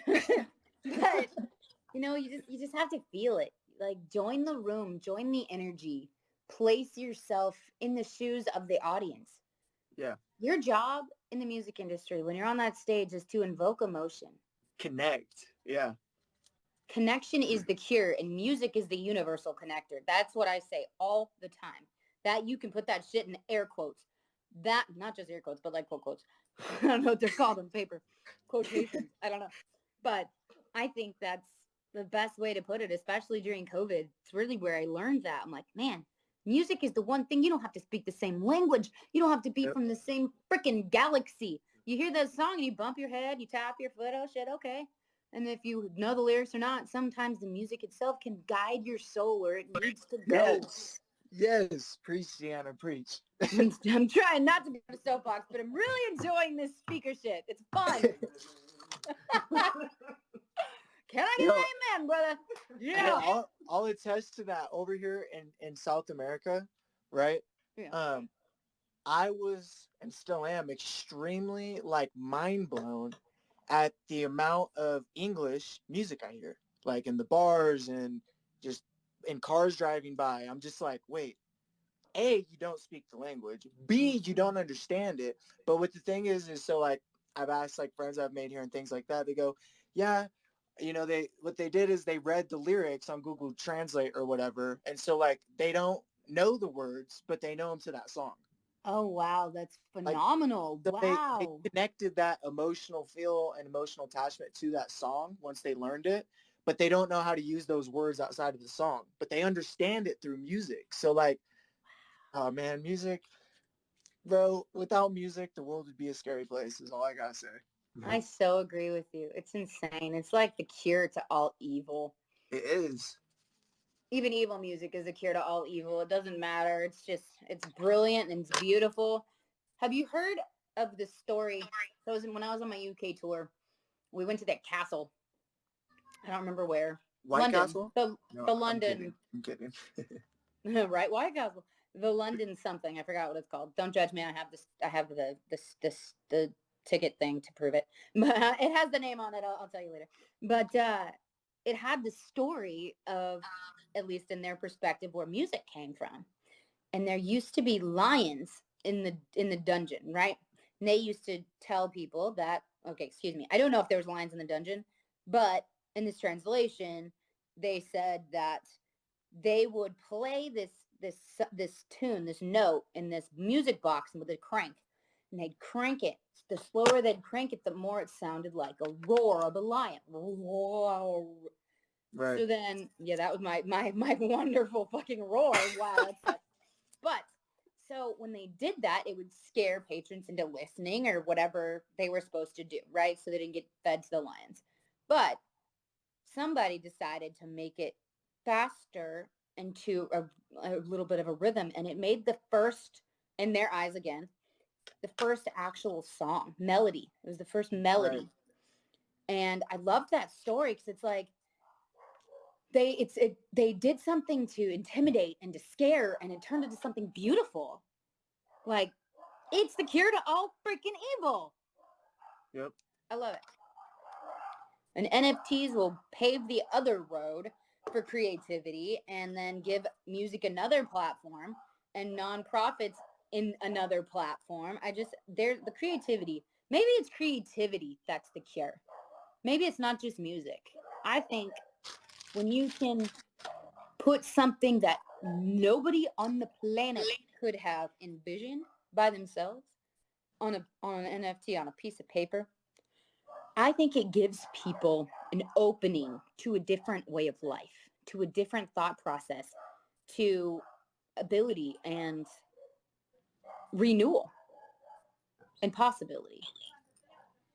Yeah, I agree. I think NFTs for um, the music space is like, well, and crypto in general. Like I have a bunch of art or friends that are artists, as in painters and drawers, as well as musical artists. And I tell them like, bro, just keep fucking grinding. Like this next decade is your decade. Like for any artists out there, like there was no better time in the history of the world to be alive. Like with the metaverse, with AR, with VR, artists are going to create everything. And on the music side of it, it's going to get recreated. So like the first concert, right? Like imagine we've never had a concert before. Like all that's going to happen again in the metaverse when that comes. So like I'm extremely bullish, probably the most bullish on music in this space, right? I think it's going to be one of the biggest things that gets changed I love that. in normal days right now. Pivoting a little bit, I'm going to ask you if you know anything about this. Um, what about book NFTs? Yeah. So, I mean, you just look at, so for Christmas, my girlfriend got her sister a book, right? And it was funny. She doesn't understand NFTs, but she was like, she was asking, "Is this the original? Is this the original?" And it made me think. It was like, like exactly, is that the original? Because everyone wants the original. That's just what it is in books. Yeah. And so with NFTs, right? You can, so for that book, I don't know how many originals there are, but in NFT and crypto, we can make it positive, right? That there's only 20 original copies, and it's identifiable on the blockchain. Like it's legit, right? It makes all those things more legit. Like I was big into card trading and card collecting when I was younger, and so like the rarity of those cards, how many have made, and things like that. Now it's extremely legit. There's no like fake copies. I mean, there can be if you don't know how to look at the blockchain, but in a sense, like your book you write, you can make maybe 100 real or however many, it's up to you, but just for the sake of numbers, 100 real copies, and those are the originals, and then you sell 50 second copies that doesn't have your digital signature in it, right? And so um and it just creates that people want that original copy. They bought the book because they love Deanna and they want to hear her story, and owning that original copy is extremely important to them, right? Yeah. I don't read a lot of books, but I have friends that read a lot of books, and those authors, it's kind of like music, is they're connected to them. So like an example, uh, like Mac Miller is my favorite artist, and I'm a vinyl collector.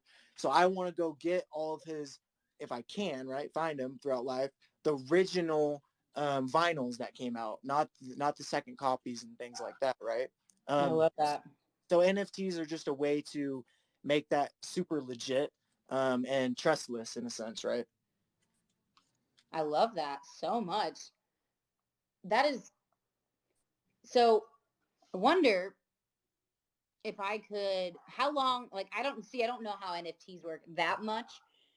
How long is like a digital NFT that can move, like a video NFT? How long are those? How long, like, is their bandwidth? How many seconds, how many minutes are they allowed to be?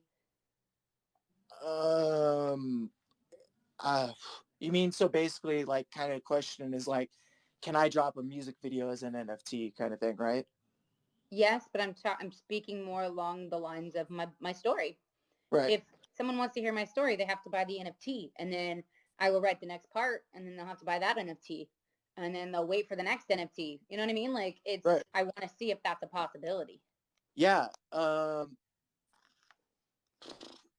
guess to answer your question, exactly, I don't know the answer, but I do know that you can create. There's like you can write your book and create that as an NFT. Um, Even if like you can't fit your whole book in that NFT, it's a you know technically you buy an NFT and you ship them an actual copy, or like I mean there's ways to do that, right? Even if it's not possible in the data sense of the NFT, but I think it is. But I don't At want the to speak. very least, whenever it's all done, I can also like take pictures of my absolute chicken scratch bullshit that I'm writing right now Yeah, and it's the sell those. Like this is the first actual version of my book before I even had somebody that knows what they're doing kind of redo it the because that's what's bloopers, gonna happen. right? By the way, wink, wink, nudge, nudge. I need a ghostwriter, maybe. But hey, no, thank you for those lovely, lovely nuggets. Let's real quick. I'm going to talk to you guys that are listeners down here. I love seeing all the bee action, and there's some people in here that are not bees, or at least they don't have them as their profile picture. Wink, wink, nudge, nudge. Definitely do that if you are a bee. Um, but I want to invite you to speak. We're trying to find out how people got curious about NFTs. What happened in your life that you're like, hey, I want to be my own man. I want to be my own woman. I also want another woman up here. I don't want to hear myself talk too long. Come on, Ty, we need a woman. Any women out there? Val, you want to come up here? Yeah, guys, just request to speak. You don't gotta talk a lot. Just come up and tell us how your morning's going. Whatever you want to talk about. What got, like she said, what got you into NFTs? Like, what made you a lunatic like us? You know, our Yes. Viking Lord coming up here. He's always got some stuff to talk about. How's it going, bro? GM. Good morning. Oh, what happened? Deanna, I think this is the first time I've ever met you. How's it going? Introduce myself. I'm Viking. Nice to meet you. I'm wonderful. Welcome to our insane little Twitter space we have this morning. It's my first Definitely not my last. I might be an addict as of right now. But we're kind of talking about our journey and how we discovered ourselves in the world of NFTs. We're talking about basically you name it. We've discussed it, mental health, um, everything. How are you today? I'm doing well. Hey, Ty, were you in that space last night? You were for a while, right? Yep, I was there. Or which one? I was in the first one, and then we went over to the second one, and I hadn't slept that day, so I had to go to bed. Like with Austin and myself. And Yeah, I was in there in that first one. You were in there. Yeah, so I want to apologize to anybody in the community. I was there for about 25, 30 minutes, and then I fell asleep with my headphones on. So that's why I was sitting there not responding to anybody last night that was asking me any questions. So Oh no. No, you're good, bro. You're good. I've done it plenty of times to Austin. Austin goes, Ty, yeah, so what do you think? And it's silence. You know what I mean? It happens. I've heard them multiple times say, well, he fell asleep, so there's that. Hey, dedication, leaving your mic on. Let's go. Like, that's what I would do. You'd all of a sudden hear me go, wow, Deanna, you definitely got a personality. This is awesome. I don't think I have one of those. I don't know what you're talking about. My kids don't either. I have zero personality. That's kind of a terrible thing. You need to get me out of my shell. Is this your first? You said this is your first space. Have you been in many spaces, or is this really kind of your first time interacting last night and then today? Well, no. So I've been part of the bees for almost greater part of a year. Started the Discord space probably 3 months ago now. Um, I wasn't super active in the beginning because I didn't really quite understand it. But the more I did, the more I absolutely fell in love. Like I said, a little bit addicted. But I usually try to join a lot of the bee spaces. When I do, they usually bring me up and talk about my music or whatever. And I always feel very welcomed, and I absolutely love the bees for that. Thank you so much. Like, let's give a hundreds over here for how inclusive everybody is. But I've also been joining a lot of different NFT spaces to just kind of show my bee off and explain what the bees are about to my knowledge. Most of the time I go, "Ooh, I don't know the answer to that, but I can find that out for you." It's like And my that's key okay. phrase. I'm like, wait. But yeah, I love the community, and it's good to meet you. You as well. You as well. Where are you out of? I believe I am straight north of you. Yep, I am straight north of you. I'm in South Dakota. Oh, okay. I was like, there could be a lot of. You're in Canada. Like, where are we at? Cool. You could also go like straight to the North Pole. You never know what the bees No, are no, all. no. Like literally, there's a highway like that goes through my town, and if I take that highway all the way south, it'll take me straight to Dallas. Highway to Dallas. Yes. Yeah, my Yeah. brain is still on fire today. That's awesome. We should definitely meet in the middle sometime one day. I love meeting bees face to face. That was my favorite part of Austin's birthday. I met so many bees. I was like, yay, you're a bee. Put your face to a name. Hey, So is Deanna, anybody? Go ahead, go Ty. ahead. Go, no, no, no, Is go ahead. has anything been spoken about Arizona? Because That's my what I was just plans. about to say, bro. Oh fuck. And, Bee-haw, baby, bee-haw. antennas. So my plans have changed, bro. I am not going to be able to get to Arizona until first week of March. That's when I'm going to Arizona, first week of March.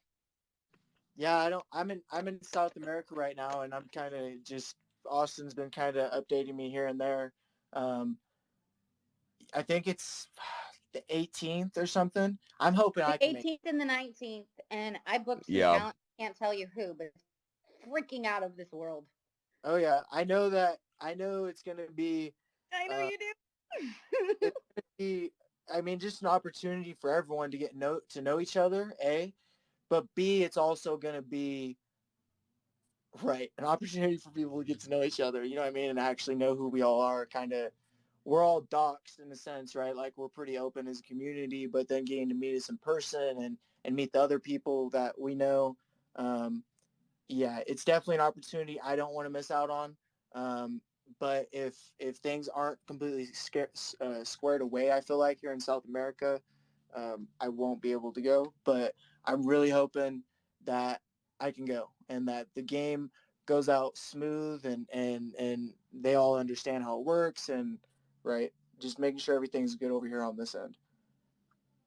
That's super awesome. I wish both of you could join us because it's going to be ridiculous. Maybe there's something we can do about like adding a Skype call or something so you guys can just be on the walls watching and listening and in awe and still get to see your faces. I think it'd be really cool. Oh yeah, we definitely. If I can't make it, I'll definitely tell Austin to get me on a call. And let me say what's up to everyone. Say what's We up to the basically hot. have the run of the mill there, so we could probably have multiple different screens for different countries and different places people are, and having like 4 people per screen. I bet you that would be pretty sick. For those of you who don't come, everybody should come. To be totally honest, it's probably going to be the party of the freaking decade. It's going to be ridiculous. That's one thing I'm worried about, and another reason I might not come is I'm not the type of person that can just pick up a beer and drink a beer or have a couple shots. Like, if I pick up that bottle, man, it's destruction. Do you think anybody's going to blame you? I hope not. I fall asleep though. Wrong time zone. Welcome everybody to our lovely spaces. This is my first space, just FYI. And I saw Beatrix in here a second ago. Where'd her ass go? Did she leave? I'm gonna whoop her butt. Yep, she left. We need another female voice other than myself, please. If you would like to talk, speak up, just say good morning. You can tell us to fuck up. I don't care. Just want to hear you guys' voices. Say GM, GM everybody. Request to speak, y'all. We don't bite very hard, very often. I kind of do sometimes. There's my daughter. GM. GM, Yeah. There she Anyone is. grab the mic? There she is. She's popped back in here. I was gonna say, anyone grab the mic? This is like a super relaxed space. We're just kind of getting to know each other, talking about what got us into crypto. And Deanna was talking about her book. Maybe she can tell, the new people in here a little bit later about it. But yeah, we're just chilling here, kicking it in the AM with each other. And BTRX, what's good? GM. GM, I have not had my coffee yet, so I'm en route. Oh, no. So just tuned in. I was getting rowdy, so I had to come in and out a couple times, so I missed what you guys were just talking about. But excited to be here. GM, Deanna, how are you? I am wonderful. Welcome to my very first space. I am a virgin, but I am also an addict now. This has been so much fun. Like, I can't even tell you. I've never had so much fun in interacting with all of you. And do you see all these bees? Every single one of you are bees. I love it. There's a few stragglers, but we'll make you part of the bee community soon enough. Go to OpenSea, go get yourself a bee.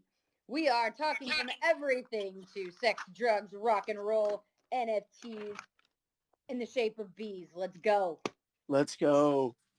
Deanna, something here, maybe not right now, but as we get farther into like the new community that's came, I definitely want to hold spaces at some point and call it DGen Bees because the spaces that we've been running, things like that, man, I feel super like in a box.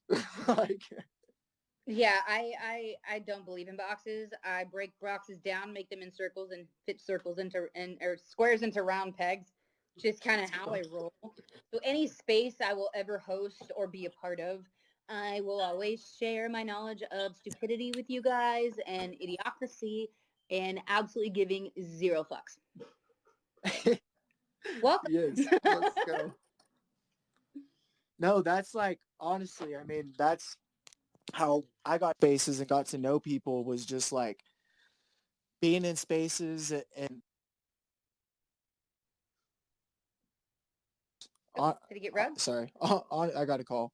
Honestly, the DGen spaces are the ones I made the best connections because, like, yes, we'll talk about crypto and NFTs a little bit. Obviously, that's why we're all here in the first place. But like, I get to know JP, bro. Like, I get to know who he is on a personal level and on a spiritual level. And that's like, for me, that's like what I'm trying to do. Like, I'm not trying to just meet people and be like, oh yeah, there's JP. That's fucking dope. Like, I want to meet JP one day. Like, I want to kick it with him and fucking chill and talk about things. Like, I want to make real connections, and it's hard to do that when it's not DJing. Like, when you're not in a DJing space, it's hard to really get to know someone. It kind of feels like, you know, that ice you got to break when you're not in a DJing space. It's like, man, can I say that? Or is it like, do I need to keep my tie on real quick for a little bit? You know what I'm saying? I just follow up. I just follow up with like a DM, you know, send what I'm really saying across the way. I hear that, man, especially when you consider yourself a DJ. It's like, I don't know if I really fit in, so I'm going to stay quiet until the opportunity presents itself. Like, dude, that's like with me and Austin when we started doing our spaces, we talked about it, and I was just like, bro, I know you're DJing, but I think I might be a little bit more DJing than you. And you're telling me we got to be talking all this constructual shit. Like, we got to like really, you know, stick to the lines and things like that. And I'm like, that's going to be a little hard for me, like, to just open up and talk and go down rabbit holes. But it's been fun. And I love it. But I'm definitely excited here soon to kick up B's DJing or something like that and get to know everyone more on a personal level. Absolutely. I feel like they all should be informative / DGen. Again, just learning this whole DGen terminology. Can you give us a kind of a brief description for those of us that are stupid boxes of rocks, please? I mean, I feel like all DGens will give you a different answer. That's the cool thing about being a DGen. But honestly, it's like, I guess for me, why I'm a DGen is like, I'm up all hours of the night. I don't give a fuck about the government. I mean, you know what I'm saying? Like, I believe in the people. I say random stuff. I make music. I drink. I've done, you know what I mean? It's just like, I'm a DGen. Like, that's what's up. That's why I'm here. And a DGen is also like not giving a fuck what anyone else thinks about in the room when you're speaking. Like, that's another side of being a DGen, I feel like. And yeah, I love being like that. I love it too. It's awesome, and it's freeing. And like I said, I feel like all the spaces should be more open to, you know, subjectiveness. Hello, brought your word in there. Yes, sir. But I like to say whatever is on my mind, and like I said, I treat it the same way I do my stage. It's my freaking stage. You're there to see me. Either you paid to see me or you stumbled in, but you're still there by choice. Yes, sir. Exactly. So you're gonna listen to what I have to say. And most of the time, if you're there, you're going to like it. Yep. Or pretend to. Mm-hmm. It sounds like you should be running the DGen space. Well, I am a combat wounded veteran. That might just like put that into a pocket all its own. A veteran DGen? Oh, shit. Yeah. Yo, we got to get all the Bs with gold chains and silver chains and stuff. We'll call it B-gens. With the grills and everything. Yeah. Oh my God, I love it so hard. What's your favorite bee? I want to hear your favorite traits. Tell us your favorite traits in the bees. Man, my favorite trait, I'll go first, is the Skywalker, bro. JP's rocking it over there. I think it just looks fucking clean. Yo, like, honestly, I love a lot of the traits, but the Skywalker, I think, is the one that definitely is going to be getting at my pockets the most. I'm trying to see what it is.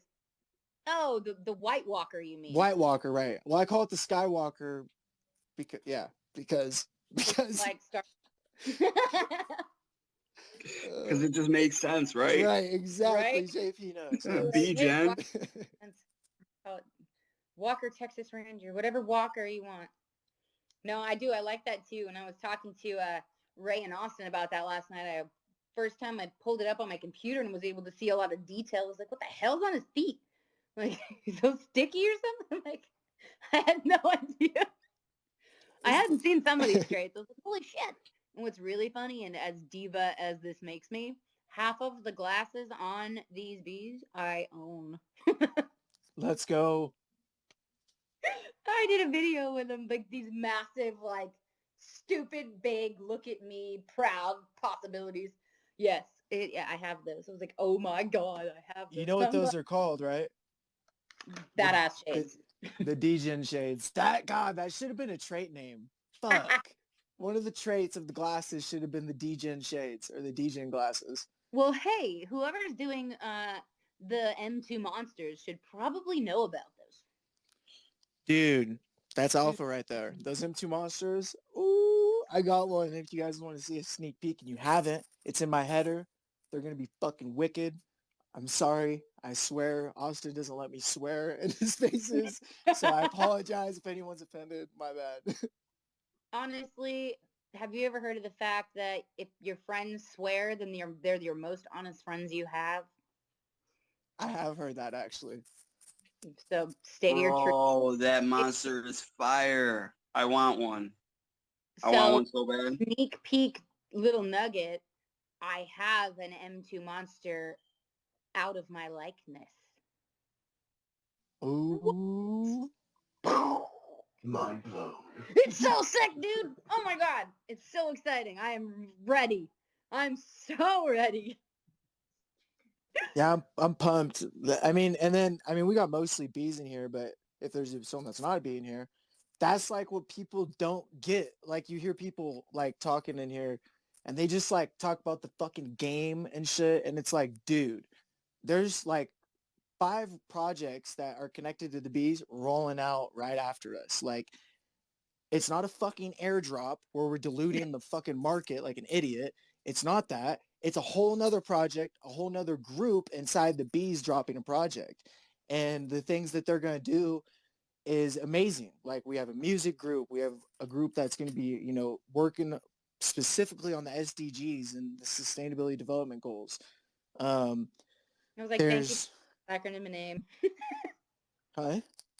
Thank you for explaining that acronym, please. I appreciate you. You're welcome. But yeah, there's a bunch of projects rolling out. They're all going to be wicked. Me and Austin talked about it.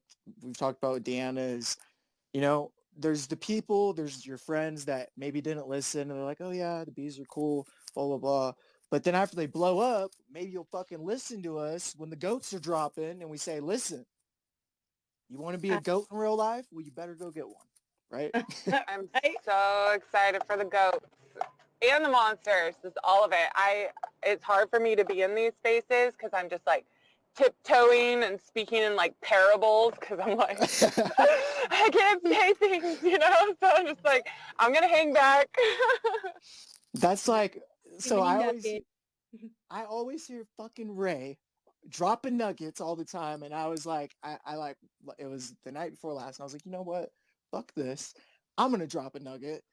And so I tweeted out, it was like 7 a.m. I hadn't went to bed and I tweeted out about the game. And I was like, yep, now I'm going to go to bed, wake up and see who's going to chew my ass. And sure enough, I had a message from Austin going, Ty, what the fuck, man? We're not supposed to do. And I go, bro, sorry, I let a nugget slip.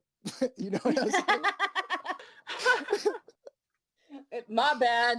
Dropped it, dude. Yeah. Well, I was going to say the nuggets they drop possibly are strategic drops and they discuss ahead of time just to give us just a little bit, enough to want more. Yep. And the nuggets also, people realize in here that hear nuggets, when you hear a nugget or a nugget actually get dropped by someone, realize that's the person just super excited. And the nugget they drop might not be what exactly is going to happen, but it's like what is in the works right now of what's going on. And they're kind of dropping, like they're too excited to hold it in. They're dropping what we talked about tonight. You know what I mean? Yeah, nuggets are a lovely overzealous and just excited about life, just like I am with my words. I guess words, stuff, and things, they just happen sometimes when you're elated, when you have that adrenaline rush and that serotonin strike. You're like, oh shit, I gotta tell somebody. Dude, that I'm gonna write that down. Either you can use it or I'm gonna use it. But that'd be such a sick song title: words, stuff, and things. Oh, I say it all the time. Every time I Sorry, Josh called me. Every time I have a word screw up or a brain fart, my words totally flip flop. I'm like, whoop, words, stuff, and things. We're just gonna call it that. Let's have Josh just come in here and say whatever he was going to say on the phone in front of everyone. It's probably a nugget we cannot let accidentally fall. But I will call him back. I'm going to text him and be like, bro, I have my first space with the degens of the bee community. Come on, let's go. Dude, and he missed the screenshot. I know. And yo, hey, I know like I said that, but like I learned that from one of my friends. I can never say Eri is how you say his name. And dude, it's such facts, like real shit. Like Deanna, when you win that Grammy, like I was in your first Twitter space you ever hosted. I screenshotted the bitch, so everyone in here that was in there is gonna be in that NFT when it gets minted out, right? And like it's serious shit. Like you've seen tweets, like a tweet from someone get sold for fucking like $3.2 million. Like Wow. it's like a real thing. And like that's another thing to like think about, like in the NFT space, like how things can get changed. Like imagine life and we'll be able to throw life on the blockchain. So like what is going to be valuable to throw on that blockchain? So like when my kids have kids, they can go back as in like history, you know what I'm saying? Yeah. What's going to be dope to have history on there. And like that, for example, is going to be super sick. I take screenshots all the time if like I'm in here with a group of people like I really fuck with, and I'm just like, dude, someone in here is the next Bill Gates. Like that's what I always think about when I'm in spaces. Like you never know who's in the room, you never know the potential in the room, and Amen. anyone in here can be that next Bill Gates or that We next already Taylor know Swift him, or though. right. Like, I mean, is anybody curious who that may be? But hey, all I'm saying is Bill Gates is Bill Gates, but there's going to be a better Bill Gates. And Gonna be a that's Bill just Gates facts. 18.0. Exactly. Austin, but man, this is so exciting, guys. Thank you for joining me. Like this is awesome. I first started this today and I was on here for probably 4 minutes talking to my damn self. Like, well, this is gonna be embarrassing as shit. Like, okay, well, I'm just gonna start talking and hopefully someone will eventually join in and make me not listen to my own self-talk. And then I was like, I hope I have internet. Like, I was like, there's nobody around. Everybody sleep. Like, I don't know what to do. And then Ty joins, and then we started bullshitting, and then boom, boom, boom, boom, boom, boom, boom, boom, boom, beep, beep, beep, beep, beep, beep, beep, beep, beep, beep, beep. It was so Yep. cool. And then Hey. Eric's brother was the first other speaker, and I thought that was badass. Yeah, it was too bad we didn't have Maraja or a translator up here, but I know. I met him, so I don't know exactly what he said, but I know what he does and what's important to him and things, so I could imagine what he was saying. And I heard our names and gracias, so that's cool. Like I really didn't get it, but I could tell he had heart and passion behind it. And just like music being the universal connector, you don't necessarily have to know the words that are spoken to understand the truth behind it. You can feel it. Yes. Hey, but your space is going better than, so your first space, I'll give you just a little joke. Your first space right now is going better than mine and Austin's. So really? we talked about what we were going to do, decided, yep, we're going to do it every day. Fuck it, let's do it. And so we held our first space and we got on there, and I swear to God, for like an hour, no one popped in. It was just me and Austin. And so like we were sitting there, and it was like, oh, this is great. This is a great idea. Like, let's hold spaces and just inform the world on crypto education and blockchain. And it's just me and Austin going down rabbit holes together. Like, well, that was like the first 20 minutes of us. It's like, well, yeah, but other people will join eventually. It'll get just keep holding spaces, keep doing things like this. Like, like the space that me and Austin do, it's more so on like we're informing people, things like that. But spaces like this, like you're doing, are my favorite spaces. Like before we started doing those, these are the only spaces I got in. Like we'll talk about crypto and NFTs and how it can, be used by the world and things like that. But we're also just kind of going down rabbit holes of random things and then popping back to topics and just kind of being DJs, going all over the place with conversation and having fun and enjoying the time we have together, right? I love it so much. And again, thank you, Ty, for joining me and co-hosting with me and helping me figure out this great little new encapsulated of a world. I love it so much. And for everybody that is joining us today, like, you give me hope that I don't suck at this, so that's great. But we definitely need more speakers and more people to say GM while it's still M. GM. It's always GM. I'm like, well, it's still morning. But when I first started this space, it's because I was super, super zealous today about this little nugget in my own life that happened about vulnerability and learning to tell your story. I've been struggling that I have a story to tell, and I don't want to hurt people along the way. And this particular story I have written before. Some of you were here when I said this, but my ex-husband burned it. Just out of spite to be a total penis. That's what he is. So I wrote the beginning of my journey and I posted it today on Twitter. I saw an audio button. I said, oh shit. Okay, we can do this. So I audioed that up. You guys can go check it out. The first part is on the actual post. And then they put the second part in a comment. Still don't quite get that. So you've only heard half of it. But I want to encourage everybody to tell your story if you think it needs to be told. I want to hear your journey through crypto or to crypto. I want to hear your trips, your falls, your face plants, and your rises. I want to hear your victories. We want to give you a platform just to say, hey, I'm here. Good morning. Anybody want to speak today? Again, I need another voice. Thank you for being here, Beatrix. I appreciate you Hi, being good the morning. other female. Good morning. How are you? I'm doing great. This is a good space this morning. I'm having a good time. Thank you. I appreciate that. And to be honest, Ty, like when you said that your guys' space was, or this space is better than your first space, well, you already gave me a platform to put my space on. Otherwise, I'd probably be talking to crickets too. So I want to thank you guys for the platform that you have laid and the foundation because you gave us a base to stand on. So now we can put our little soapboxes up and do our own thing. And it's going to be a lot of fun. And we owe that to you guys. Can you hear me? Yes. Or no? GM, okay, sorry. GM. I was walking outside. So oh, you're good. Out.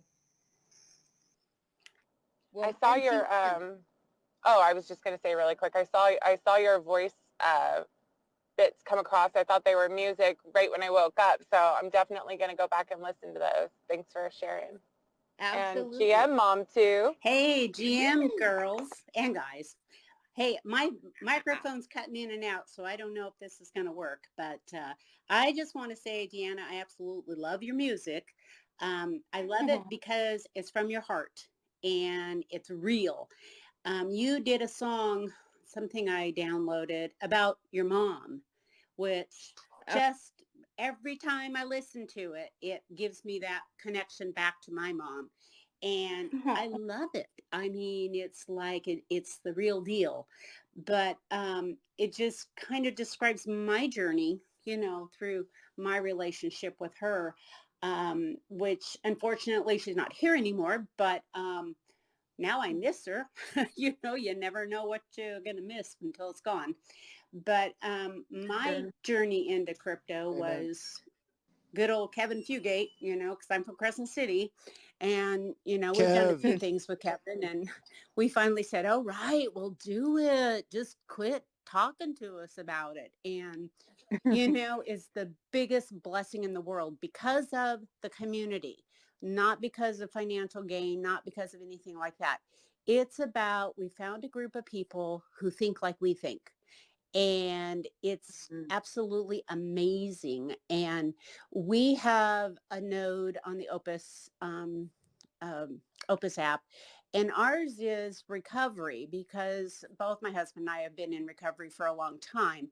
I'd love to be able to drink whiskey to the Whiskey Weather song, but instead I just tap my foot, which is great.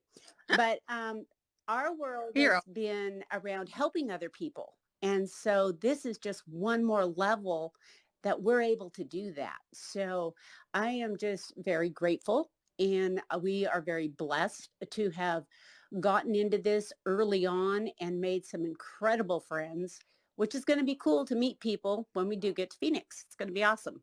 No, I'm so excited. Thank you for all those wonderful things that you said. And the community is the cause and the purpose and the reason behind this. Like, I love it so much.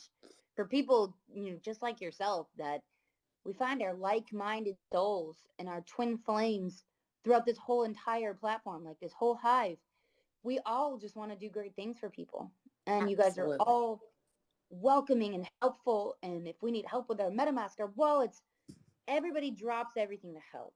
And that to me just says, hey, I'm not alone anymore. And Exactly.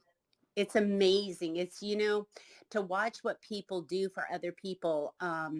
There was a situation where a gal had lost her bees, and this group rallied yep. around her and helped her and got them back and gave her a couple bees. And you don't see that out in the real world. I'm down in Palm Springs right now, and just when I drive down the highway, people are really mad. I'm getting honked at and flipped off all the time because I'm from Crescent City. I don't drive 95. Um, but it's just interesting. I'm watching the world going, oh my gosh, there's so many people out there that are in a lot of emotional pain and unhappiness. And I'm just glad I have found this group and I don't have to do that. Me too. Amen to that. Like, let's hit our little emoji buttons or the heart with the plus sign. Does anybody know what it's called? Let me know. But man, that's beautifully said. And you're absolutely right.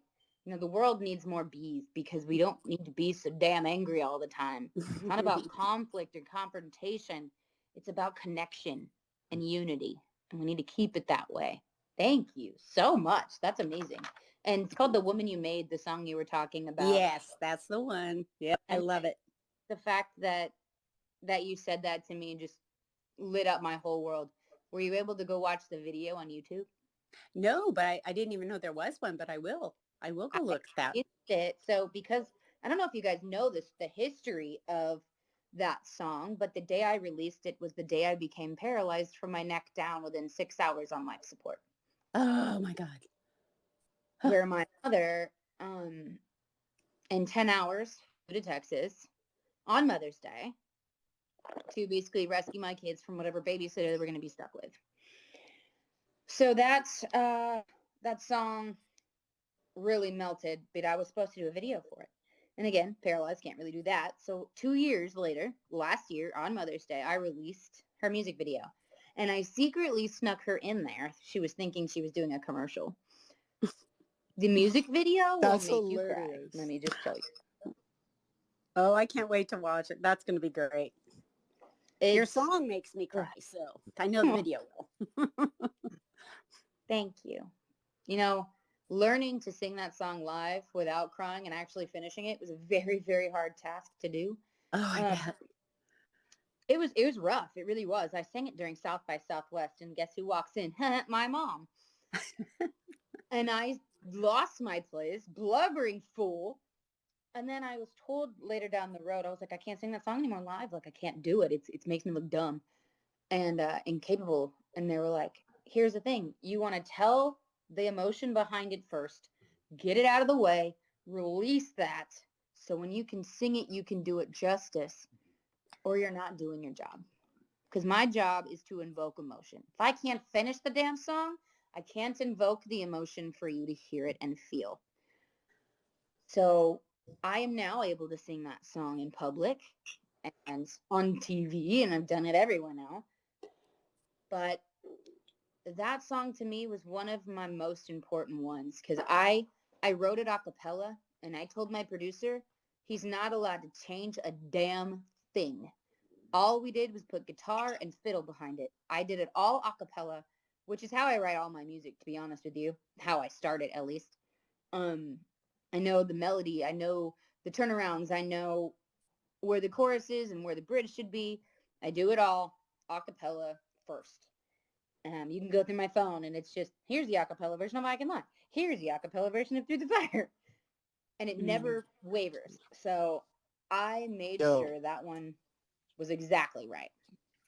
Shout out That's to you for wonderful. doing acapella because like I make music and like I couldn't imagine doing it acapella. It's just like for me the beat, that rhythm, and like yeah, just like props to you. Shout out. Acapella, if anyone sings and like has been on the mic, there's a huge difference between acapella and hearing that beat through the headphones. Tell you what. Oh yeah. And I think I'm inexperienced for doing it that way because I suck at guitar. Let's just be real. Um, I had trigger finger in two of my fingers, my middle finger and my index finger. I mean, my middle finger, my ring finger on my left hand, which is my guitar hand. And every time I used to try to play, it would lock out. I had to stop trying. And the day I became not paralyzed, well, not the day, but when I was not paralyzed anymore and I was getting my body back, when I got my hand back, it's never happened since. You know, it's weird where you find your blessings, but holy crap. Seriously. So learning that when I write my music, I don't need a guitar. I don't need an instrument because I hear the instrumentation in my head. And not many people can understand that. And I think, again, it's an experience. Other people think it's talent. I don't think it's talent at all. But thank you. I appreciate the kind words in that.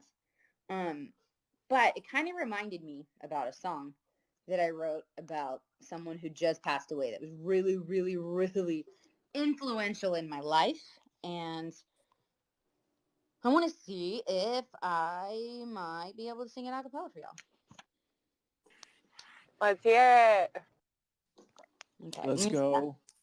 Gotta try to Let's see. buzz and go. Buzz, buzz, buzz, buzz. Yes. Gotta try to find one thing real quick.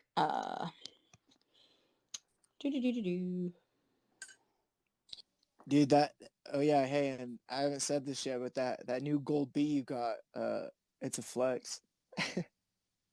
Serious flex. All right. Climbing into this old Chevy, can't believe I may not see you again. Rain starts falling, my tears do too. Can't see through all this pain. 10 and 2 is not something I can do. Don't wanna drive anymore. What else can I do? What else can I do? What else can I do while I pray for you? Just gotta find a place to pull over, put it in park and lay my head on the wheel. Pray in the dark as my world falls apart. Please say that this isn't real. Oh, God, please. God, please. God, please put my heart at ease.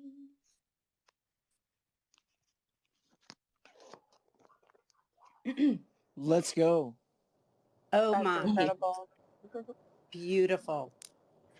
Thanks. It's like that moment, you know, you wake up the next day after hearing news like that, you know, and you're like, Yo, hey, is this real? Yeah. Deanna, something that you could do that could be cool for your Twitter spaces. They did add a record button in the spaces. You could just run all your spaces and just hit record it and tell everyone you're recording. And if people ask why, just be like, sometimes I, do some acapella, sometimes I sing a song. So I think that'd be cool. You know what I mean? I like that. That's really cool. I just saw that aspect yesterday too. I joined the space and they were like, this is recorded. I'm like, since when? Yeah, right. How does this work? Yeah, some people don't like that, but I feel like it would be good. Like when you say that, they'd be like automatically, oh, you sing? And they'd probably be like, well, do you want to do one right now? You know what I mean? Yeah, I'll be like, hey, I'm always on the spot. Great. Yep. You know, that reminds me of something, and I just wanted to hit on it real quick because I think it's hilarious and helpful at the same time. So people in my life, in my music journey, have at one point said to me, oh, you just want attention. And I say, yep. Like, my job is to get your attention on stage. So if I don't have your attention, I'm doing something wrong. But friend Stephanie was trying to explain it in a different way. She said, we're not little kids anymore. If we want the grass to grow, we have to water it. So people that think, it's not right to be all about yourself or whatever, can honestly suck it because Yep. it doesn't matter if you walk into a bar dressed like a skank or if you walk into a church dressed nicely. You want to be noticed for whatever effort you put in. And you get what you take out. Or you get what you put in. Excuse me. That's stupid. But the words and stuff and things happened again. But honestly, like, everybody just needs to be you. Like, just be who you were meant to be. Show the world what you're capable of. Show them your silly side, your stupid side, your blonde side, your clumsy side. Trust me, I am a klutz of hilarious. Mm-hmm. Show them hyped on coffee. Show them tired of shit, mumbling to yourself. Don't hide anymore. Be real. Be the bee that you're here to show you, everybody. Like, and I'm not going to pretend I'm not ADD. I'm not going to pretend I remember half of the shit I've said, or in the middle of a conversation, if I forget what I was going to say. I don't hide that. I tell you, I'm transparent. And I've learned that that's the best way to interact with people. Yep. If you fall on your face, then they'll feel free to fall on theirs, and they will open up. If they think you're perfectly polished around the edges, then they're going to be like, oh, no, Brian, I ain't going to put my shit out there because I will fall on my face. But if I fall on my face first, I can laugh at myself and join you. Like, you can join me in your stupidity, in my stupidity. I love it. Thanks. That's like in these spaces, the most important thing is like that I've realized, and JP can probably attest to this. I've seen him in a lot of spaces a few months back, is being authentic. Like, be you. Like, if you don't know something, like, say you don't know it. Like, no one gives a fuck what you know, what you don't know. Like, we're all here on this new, like, blessing of a platform to, like, allow us to, you know, do this in this way. And just be real. Like, if you don't know anything about crypto, just like introduce yourself and say why you want to get into crypto, and then talk about your kids or talk about your dog, or no one gives a fuck. Like, just be you. That is so true. Deanna, you made me think of something that I learned over the years in my path of recovery, was that I'm not better than and I'm not less than anybody else. And I heard this man say one time, you cannot rise above being a human being. And it's like, yeah, that's it. We are all exactly the same. Some of us have other talents and some of us are able to do other things. But, you know, it used to be when I would see someone who was homeless and on the corner and wanting money, I would be critical in my head. I would be, oh man, loser. And now I look at that. It's not that I believe in just throwing money out, but now I can look people in the eye and I have compassion. I don't know why they're there, but you know what? We are exactly the same. I just happen to have had a few better breaks in my life, I presume. But, you know, going through life and just being kind and doing the next right thing is my goal each day. The next right thing. I absolutely love that. Oh my God, Donna, that was perfect. Like, that speaks to me because I used to be critical of homeless people, and, you know, still kind of am, depending on what it's about. My son, that just brought me totally back. I'm totally going down a rabbit hole. My son, all his whole life, my 9-year-old, my little star child is what I call him. He wants to help homeless people. That's all he wants to do in his whole life. I want to help homeless people. Mommy, can we help homeless people today? And we have. We helped a homeless family last year. We got him a place to stay, and then I gave them a place to stay in my own home under my own roof. It was a married couple that lost his mother. They were her caregivers, and once she died, the state took her house and they became homeless with their 6-year-old son. And when we were able to house them after they stayed with us, we got them an apartment. My son says, Mommy, do you know why we helped them? I think to myself, well, yes. But I said, why, baby? He goes, because God still believed in them. And I'm just like, whoa. Everybody needs a chance. Nobody should be ever left behind. Addiction is hard to come through. Like, nobody can do things alone. That's what I love about this community. Nobody here is alone. One person on here comes up and says, hey, I am struggling today. Guess what will happen? We will all come through, and we will all shine and show the light that the bees are for. Like, it's such a passion of mine It's made me so much more humble in life, watching, you know, successful people help the ones that fall on their face, watching, you know, whales come in the same circles as peasants kind of feel. You know what I mean? Like, we're all equal to being human. And you're right. Like, the compassion and not to be judgmental, it's a huge thing, especially in this community. And that's why I love the bees. Not one time have I felt judged. Not one space have I felt shunned. Nobody is better than. Nobody is more successful, or nobody puts themselves on a pedestal. It's like, how did all of the same like-minded people that just want to do good get to the same spot? It's just mind-boggling to me. And I'm listening now to other spaces. People are questioning how the bees came to be. And I kind of wonder that myself, but it's like, how? But, and then I literally get people going like, no, but like, actually how? Like, what in the hell did y'all do? I can't answer that. I'm going to be real with you. But I can tell you that I don't feel like it'll ever end. And that's a comfort that I want to bestow on everyone here. Sorry. I agree with you 100%.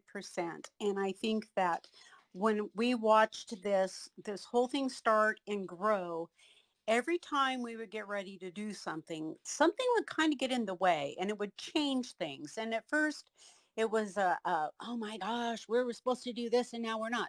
But really, every single thing that's happened over the last year and a half, 2 years, has happened for a purpose. It has put us in a better place to be able to go out and offer that hand up to the person who needs a little bit of encouragement or a little bit of whatever they need to gain a positive place in their life. So the bees have been, I think, just a blessing from the universe, and we're lucky to be here. Completely agree. Completely agree. There's no better space to open up, to become more genuine as we grow. And instead of becoming high and mighty, I don't know how to explain it. It gives everybody a humbled way of like seeing the world. It's not selfish at all.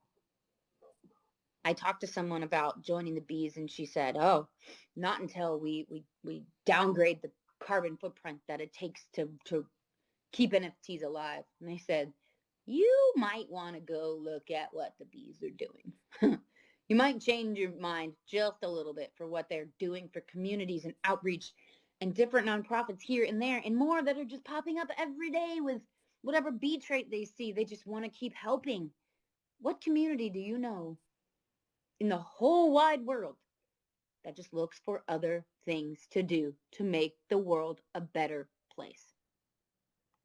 Name one. I'll wait. You know? Like, when I introduce people to the bees, even if there's no chance in hell they're going to buy one, just want them to experience the community just one time.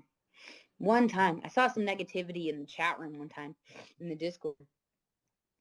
And, you know, we're not used to seeing negativity in there. So some people don't know how to respond to it.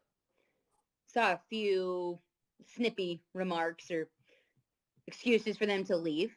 And then someone said, oh, wow, I say one negative thing and I get told to walk. I want the bees to be known for welcoming and opening doors when they get closed and never, ever forgetting kindness first. And I love that about the bees. And I want people to join and say, oh my God, these people were so helpful. Even if they don't even think the bees look cool, even if they don't like anything, just want them to remember the love of our community. I know that for me, like, you know, they helped me a lot, like with, like I was doing, I was all right. I had, you know, a little bit of money. I got into Ethereum in 2017. So like I was doing all right, Nice. but I had no idea about DeFi. I had no idea about staking. I mean, I heard about it, but I never dove in. I was just like, what cryptos do I buy? And so like if I wouldn't have met the bees, like, and like walk through the yielding, like they taught us everything. Like, I mean, for the majority of people on here, I'd imagine.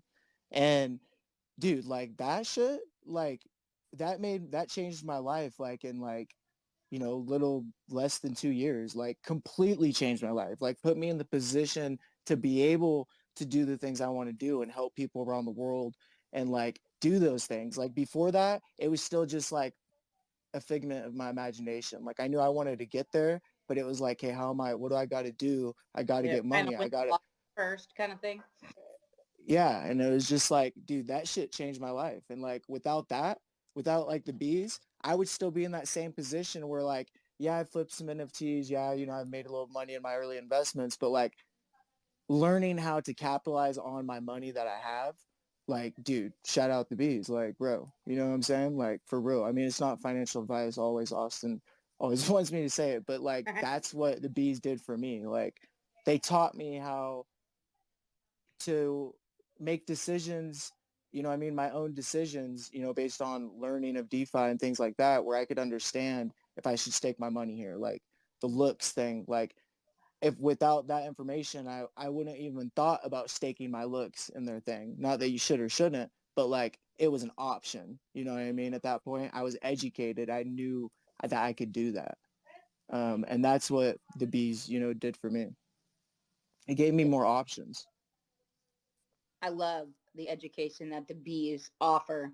You can get advice from people that you just would never possibly think that would help little old you. You know, it's incredible the options and the opportunity that becoming a bee gives you. And I want to share that to the world. And I don't know how to get these spaces out to more than just bees. Um, I don't know how to necessarily invite my music fans into the NFT space because, as you see, there's mostly bees. It's not actually in my music world necessarily. So I'm trying to kind of bridge that gap, which is pretty difficult. So I'm seeing, but I don't have to. I'm learning I don't have to, and I don't have to try. I speak my truth. If my bees are here, that's all they really care about. And eventually, my fans will see what the bees are doing in my life and follow suit. And no matter what, they're going to love what I do because they already love what I do now. So this is a different world for a lot of them, and I'm well aware of that. I'm trying to find a way to market to both. And eventually I will have, my own NFTs for my music releases and stuff like that. And I'm super excited to be in this world for that very reason. It's like I'm learning new things in the music industry. I'm learning new things in the tech world. I'm learning new things with DeFi. And you still, Ty, you're going to have to help me with the stake and crap. I don't know how to do it. I'm not going to lie to you. I'm not going to lie to you. And since the whole thing's been going on, Austin's been super busy, so I haven't really bugged him about it. But someone's going to have to explain the whole staking to me a little bit more in depth, please. Um, I'm excited about Opus. I'm super excited about WPE. I'm just I'm just so grateful and blessed that I'm here. Yeah, just hit me up with a day and time and we can hop on a Skype call or something. You can ask away. For sure. Thank you. And that goes for anybody. If you don't know about crypto, if you don't know about staking, speak up, say, hey, I do not know, because I will tell you plain and simple, clear as day, I do not know. Like, when I do, though, let me tell you, when I learn, I'll be like, oh, by the way, this is what you do. This is how you do it. Want to get good at it? Talk to me, baby. Like, I get confident with knowledge. Knowledge equals confidence, and I love it, especially in this world. It works in the music industry. It works as an author. It works as a musician. It works as a writer. I already said both of those in different words. That's fantastic. But confidence and knowledge go hand in hand. If you know about something, you're going to stand your ground and you're going to say, I know that. But if someone tells you, oh, this is a fact, and then you just repeat that fact, and then someone Googles that shit, and you're wrong, you look like a fool, which is what I used to do all the time. I used to believe that my mom did not know I mean, that my mom knew literally everything, did not know how to tell a lie. And she would always be wrong when I would go and Google shit later. You don't ever want to tell her that though. She'll turn purple. But I just realized, do your own damn research. Figure shit out yourself. Knowledge is power, and there's power in perspective. Oh, Dude, yo, you just said like, so these spaces, right? Like before I feel like this is where everyone learns now for the majority. I mean, everyone does their yeah. own stuff too, but the majority come to spaces, and it's like before spaces, like, so like sometimes people forget, like I had to like watch 12 hours of YouTube videos to find the one that was the best, and then like learn from that YouTube video. Like you had to like literally kind of work a little bit, but now like you can hop in spaces and, like you said, ask any question, and either someone in the room can answer it or they know someone that can, like, because Not everyone just is, definitely spaces with the bees, because the yeah. bees are the ones that truly Oh yeah, well, help. It's yeah, not everybody. definitely does. Hey, Ty. What's good, bro? All right, so there's a community that I want us to collab with so bad, bro. And I want, can I speak about it or not? Or would you rather me DM you about it? Yeah, I was Speak just say you away, can, babe. and then after you can DM me or whatever, we can maybe talk about it, or me and Austin can see and set up a call or something. Did you say go ahead and speak about it? Mm-hmm. Yeah. Okay. So about 3 months ago, I bought these things called Alethea AI NFTs, or these INFTs. And what they essentially are, they're souls that you put into an NFT. There are AI souls that you put into an NFT and bring your NFT to life. And Whoa. they are sick as shit. And you can go onto their website, Alethea AI, and check out their NFTs. And they have like 8 collections that they're collaborating with already. They're collaborating with Bored Ape, Stoner Cats, Doge Pound, Polymorphs. And so any of those NFTs, you'll actually be able to take one of their souls and bring your NFT to life if you have an NFT that's collaborated with them. So I'm just kind of sitting here thinking, man, if we can get these gosh darn bees collaborated with Alethea and bring our bees to life and have them AI'd, that would be so cool. That would be wicked. And what's cool about that is Aletheia is actually an ancient Greek philosophy about being revived. And It is. it's a philosophy of truth, or just, disclosure. So I think that's super cool that they're doing that. And wow, wouldn't that be crazy if my baby could be like, "Hey, what's up?" So You like my there's like 3 or 4, or there's 4 levels now of their NFTs, and the levels are based on how intelligent they are. If they're at level 3, then the NFT can actually interact with you, and you can go onto their website and interact with the NFTs that people have merged that are level 3 already. They have like a Degen Ape, there's an NFT of Nikola Tesla, there's an NFT of Madame Curie, there's an NFT of like Einstein, like just crazy shit. Oh my God, you can make a smarter version of me when I make an NFT. I think it's hilarious because you can train them. I'm reading all about it. Train your NFTs so it can upgrade in intelligence and contribute to the ARC AI engine. Yeah. When you get your NFT up to like level 4 and 5, like you can literally sit and let your NFT, like depending on how you train it, and it'll be to where your NFT can actually trade for you or make your sales calls for you, or That's yeah. freaking terrible. FYI. I'm not gonna lie to you. I want to shit right now. That's not okay. I am not there yet. I think they're gonna take over the world.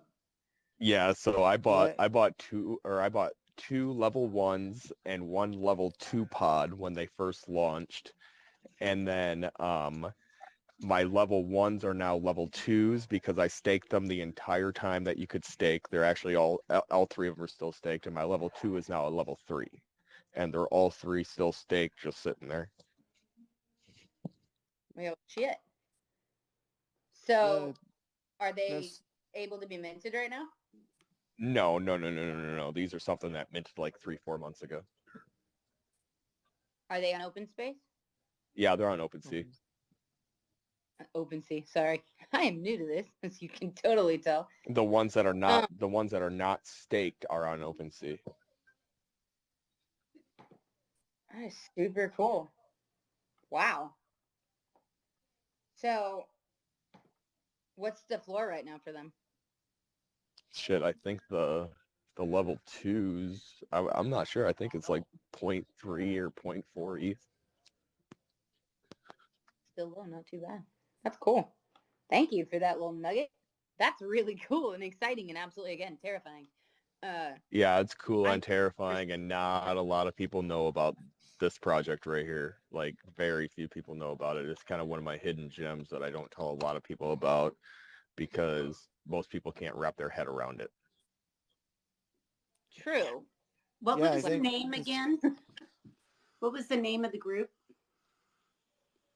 Here, I'll pin it up top. Okay, thanks. ALETHEA .ai. And it's phenomenal. It's fascinating. There's Lincoln and Cleopatra that I see. Like, it's incredible. This is really cool. But let me ask you one thing. I know you said people can't wrap their mind around it, but why keep it hidden? If they can't wrap their mind around it, fuck them. Like, who cares? Like, well, I don't keep it hidden per se. I guess that was a wrong word I said. I share it I've shared it many a times and talked about it many a times in my Telegram space. A lot of people, I mean, I just haven't talked to the bees community about it a bunch, but a lot of other people I've talked about it, and people are like, Aaron, Viking, that's scary as shit, bro. And I'm like, Aaron. Yeah. Dogs. That's all good. Okay. So they're like, bro, that's scary as shit. I don't want my NFT in my wallet to be intelligent and this and that. And I'm like, yeah, well. So are they called revenants? The Revenants were the first 20. Okay, the first 20 NFTs that they put out. Yeah, those were the Genesis that they put out that had the level 3 intelligence put into them. And then after that, they minted pods. They did just the souls. So those Revenants are an NFT with a soul in them. Okay. And then after the Revenants, they minted just the souls, and you can get a soul and then merge that with any other NFT that you have.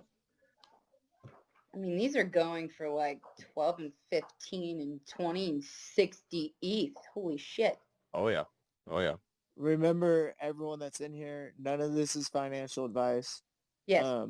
But yeah, dude, souls, I like the concept, right? I mean, we all know in the future we're moving towards that interactive, different world, and you know what I'm saying, in a sense. And so a soul would be cool to throw in. So like maybe I'm my lazy lion in the metaverse, you know what I'm saying? And then my bee follows me around and he has a soul and he's his own person, right?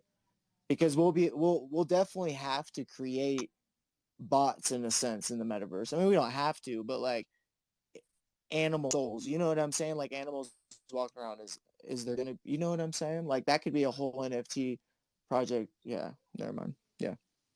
No, never mind, nothing. I was about to go down a rabbit hole, and yeah. We're allowed to rabbit hole. It's my space. What we're gonna do? Oh, it's like MySpace. So if anybody is looking at these, or if anybody is even thinking about going to look at these, I'm looking at them right now. The floor is 0.31 on them, but then at 0.33 there's some level 2s. So if at 0.31 versus 0.32 or 0.35, get a level 2. Don't bother with a level 1. This is crazy. What do you think these are going to go to? And what do they have behind them that are going to increase in value? Again, not financial. Just asking. NFA, the token sale just concluded, and they raised $18.5 million in the token sale. The company is actually backed by Mark Cuban as well. They have a partnership with Mark Cuban. They have a partnership with Sophia, the robot company Sophia that was built by Hanson Robotics. Half of the development team is actually from Hanson Robotics. They're integrated with IBM Watson. And so just the generative value over time, these are going to be worth a lot of effing money. This is amazing. Especially because, like, if you go into the pods, go into the pod, you'll see some of the property levels are intelligence, whatever, blah, blah, blah. But actually click on a pod and click levels, and it'll say generation 1 of 1. These are the first generation ones as well, the first generation souls. So, yeah. This one that's 339 though says it's intelligence level 1 of 4. Yeah, so it's an intelligence level 1, so don't buy it. Okay, well, you said I thought you were saying the ones that are 3-1. My bad. Yeah, they're intelligence level 1, but there's a 1 for 0.33 that's an intelligence level 2. You see that, the blue one? Yeah. Yeah. Okay. Cool. Thank you. This was pretty sick. I'm not gonna lie. Thank you so much for that little nugget of information. It's exciting. Yeah, that's just a thing that I would want to partner with as a bee. I want to try to get those guys on board with us. That's pretty awesome. Thank you. I appreciate that. And again, welcome back to the lovely space of Deanna's Withers Power Hour. I'm super grateful for everybody that's here. I want to invite anybody that wants to speak and say GM while it's still GM, at least in my part of the world. I'm over here in good old Dallas, Texas. Love to hear where y'all are from, how you got into crypto, or just life in general. Tell me about your kids. This is, in Ty's words, straight DGen. We don't care what's said. We don't care who's saying it. And we don't care how it's said. We took our ties off for this particular space. This is my very first space that I've ever held. And it's been an amazing journey so far. God, how many hours have we been on here so far? Do you even know? I don't know. I don't know. I literally grab my phone, as it's bad habit, but now right when I wake up, grab my phone and I click on Twitter. And I clicked on Twitter, saw you were hosting a space, and I was like, I don't think I've seen Deanna host before. I'm gonna hop in here. And then I hopped in there and it was me and you, and I was like, oh shit, I'm the only one in here and I'm in bed. I guess I gotta start getting up and talking and whatnot. But yep, I got 8 minutes left until it's no longer AM here, but in Twitter it's just GM part 2. But yeah, awesome. GM to anyone new in here, and grab that mic and come up and speak and tell us how your morning's going. And I'm going to just randomly invite people to speak. And hey, if you want to go throw some follows up and make sure you're following all these amazing, incredible bees that are joining us today. And even if they're not a bee, we'll totally convert them into being a bee, because a bee is now a culture and not just an NFT. I think it's amazing. And we're talking about everything from sex, drugs, and rock and roll to NFTs in the shape of bees, man. I don't know why I keep saying that. We haven't spoken about sex yet, but I will about to. No, I'm just kidding. No, I love it. I am having far too much fun with this. It's really kind of ridiculous. Hey, Deanna, to reset the room a little bit, I guess, for anyone that's new in here, do you remember how to pin tweets? No. So go to your click on your B. You're on your phone, right? Yeah, click on your B, obviously you're speaking. And go to your profile and go to your pinned tweet. You see it? Mm-hmm. And then click that half box with the arrow. Okay. And then see your space up there with the, like, it looks like a honeycomb thing next to it. Yes. Click that. Clicking. Oh. Just shared it by itself? Yep. So that, you can talk about your, why you started this space, right? I think in the first place, right? I'd imagine you posted that and then you spun your first space up. So it's obviously important to you. I know you going to put in a lot of work on it, and I'm excited to check out your book. Thank you. I am just so excited to learn a lot more about, especially hosting these Twitter spaces, because little nugget as we start to host some Twitter spaces in the upcoming few days for an elongated period of time. I wanted to get my feet wet, so to speak. And so just resetting the room, like Ty said, I usually listen to that and never actually get to say it. So yay. To reset the room, I just want to tell you guys that this morning I had kind of a prophetic experience, and I've always been scared to write my story. Mind you, I've already written it once, but I've been scared to share my story because of those that would not necessarily incriminate, but not necessarily shed the best light on certain people in my life. And I was really scared to do so, but honestly, it's not my issue if they have an issue with their truth. So I'm learning to be vulnerable, honestly, through this space by itself. And hopefully my journey will help you and guide you into, being able to share your own. And I just wanted to read a little excerpt right off the bat to what I wrote with the help of my buddy Cam in the beginning. He told me to say something that captivates the audience right off the bat in the first words. But this is my helpful journey to fame. As you guys may know, I am an upcoming country artist, and you guys don't have a clue what this is about. The drugs in my life and the pain that they have caused, not necessarily me taking them, but others around me. My hospital stays, from the ditches in the desert to the wheelchair, from the wheelchair to the stage, through the life attempts to the self-hate, to the growth and transformation, to the view along the way and the price I had to pay. Don't know if you're ready to hear about this today, but I'm here for it. I'm totally here for it, and I'm ready. And it all starts by letting go. That's what I've learned. It starts by letting go. Release the reins and the noose around your neck that is holding you back. Whatever that is, end it now. Tell yourself, hey, I got this. I can do this. We can do this together. And honestly, I want to show you that you're not alone.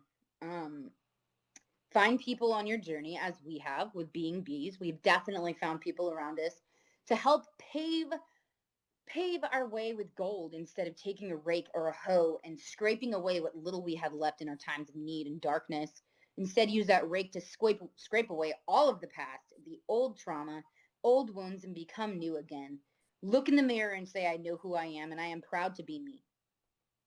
I want to help other people find themselves in their own journey and shed your light today on how you came to be. Tell your story. Give yourself a platform, especially if you usually don't. If you're not the one to usually want attention and hear yourself talk, step out of your comfort zone, get out of your bubble, and speak to us. Speak your truth. Maybe somebody in this room needs to hear it, whether you know it or not. You never know who's in the room or who you're actually speaking the words for. Because sometimes I say something, no idea what for, but it spoke to someone. I'm a keynote speaker in some other avenues in my life, and I've been told the littlest thing I said hit such a nerve in people the most random times. And I wonder, you never know what nerves you could hit. If you want to shield yourself from embarrassment and not speak out loud, great. But you're doing yourself a disservice and an injustice. Speak your truth here today, or any day, or write it down, make a song, make a poem, anything. Can my buddy Cam read his poem to you guys?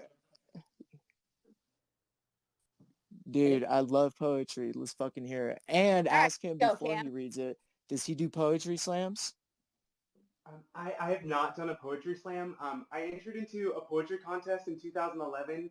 It was international with about 3,000 plus people, and I ended up being one of the top 3 finalists out of the whole entire world.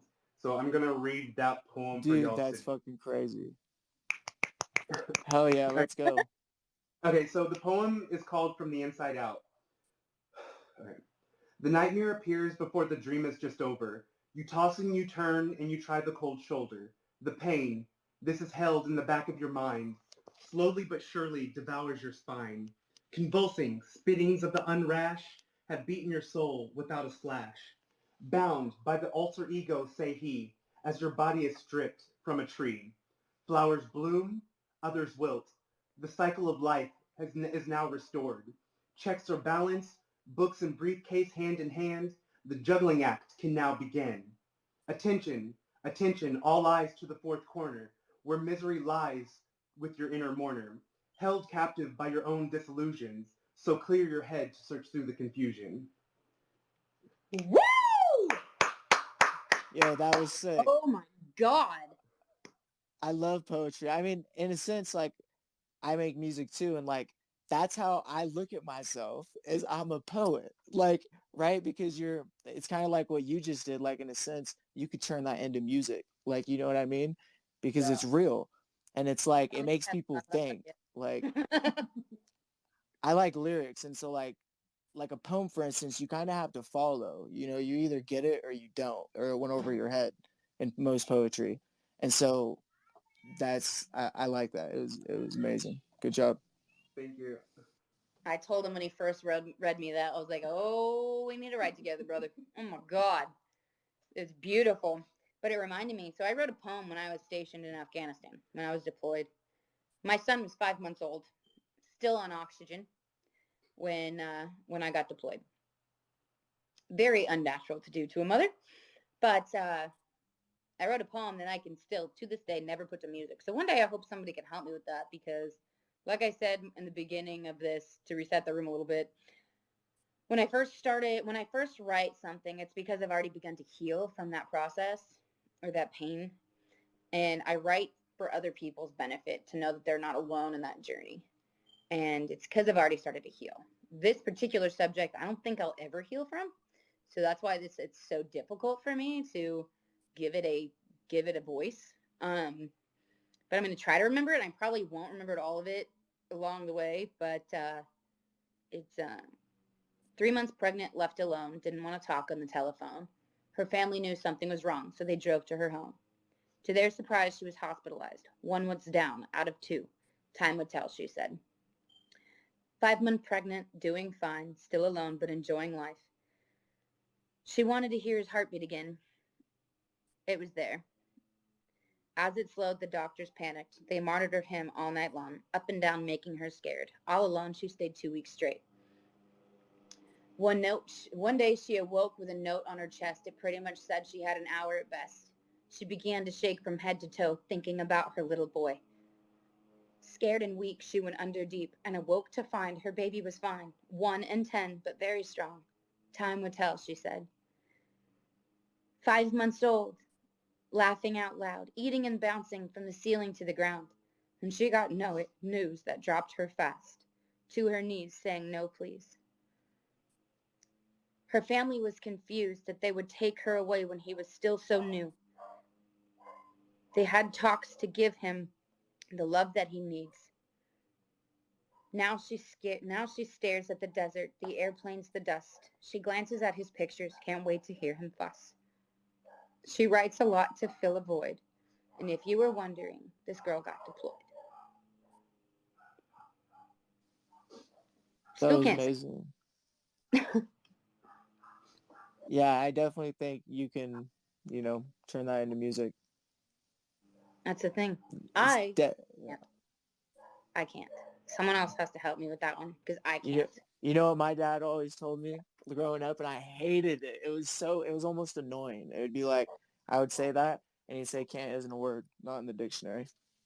And it's just like, but it's so true. Like, you can do anything, like facts. Like, for instance, I can't do art like JP does 3D art, but like, I know I can. I just am not willing to put in that work and that mile to go there, but I can do it, right? Anything's possible. You can definitely do it. Is too much in the dictionary? Is a lot in the dictionary? Is challenging? Believe it or not, when I first started doing this and got into the space, I was so terrible. If you would see some of the stuff I did at first, like 5 months ago, man, and I was looking at my art and I looked at my girlfriend. I'm like, babe, I am the worst. I have no artistic bone in my body. And I just kept working on it, kept teaching myself different like little techniques, watching little videos, hanging out in little rooms, speaking with people while I worked. And, before I knew it, it was like, wow, you know what? I think I'm getting pretty good at this. So yeah, man, definitely. When you put the time and the work in, even things that you think you can't do or things that you think were never possible or in the cards for you, they can definitely be done, and then you can achieve new things and reach heights. And I do want to say, to touch on what you guys were talking about before, man, I love your guys. I love the heart of you guys, man. I mean, it's so overwhelming, the love and the community that's in the space. And I just wanted to say that, and that I love you guys, and feel free to keep going on, because I'm going to be here.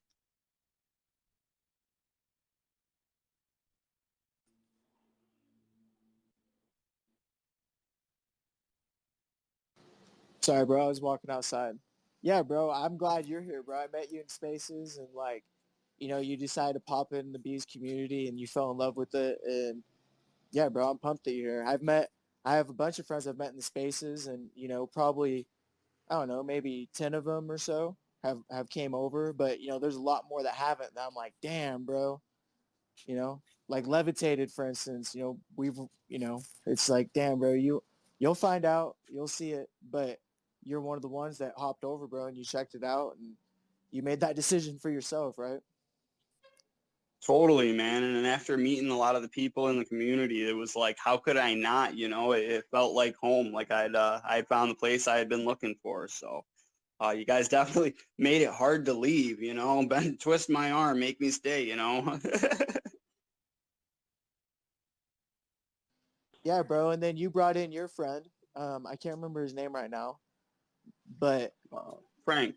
Frank, yeah, you brought in Frank. And so like, that's just how this shit happens, bro. It's like you meet people. Like, why'd you bring Frank in? Was it because you were going to make money? Is it because you're going to do these great things? No, it's because like, bro, you found a group of people that like really care about their organization, their community, and want to be here for decades on decades. And you know what I'm saying? Like, Absolutely, absolutely. It was finding you guys and finding that sense and that feeling of family and community, and then stumbling into him, and he was talking about a lot of the same stuff, and I'm just like, man, you gotta get over here and check out the bees, man. I'm telling you, like, what you're talking about that you want to do and you want to be next year, I'm like, that's what the bees are doing, man. I'm telling you, let's get in there, see where you can help and where we can jump in, and maybe we can help bring more to them and they can bring more to us, and just being a part of that community and that involvement that you guys offer in being a bee, and just being part of that community and having the contacts to reach out. And I was super excited when he came in here, and even more excited when you guys made the opportunity for him. So thank you for that too, because he still messages me with crazy ideas that he wants me to throw up together with him and his bee and his golden nuggets. So I got a lot of work ahead of me there, but he's super happy to be here too. I know if he weren't so busy lately with the launch of the project and everything, he would probably be in here right now. But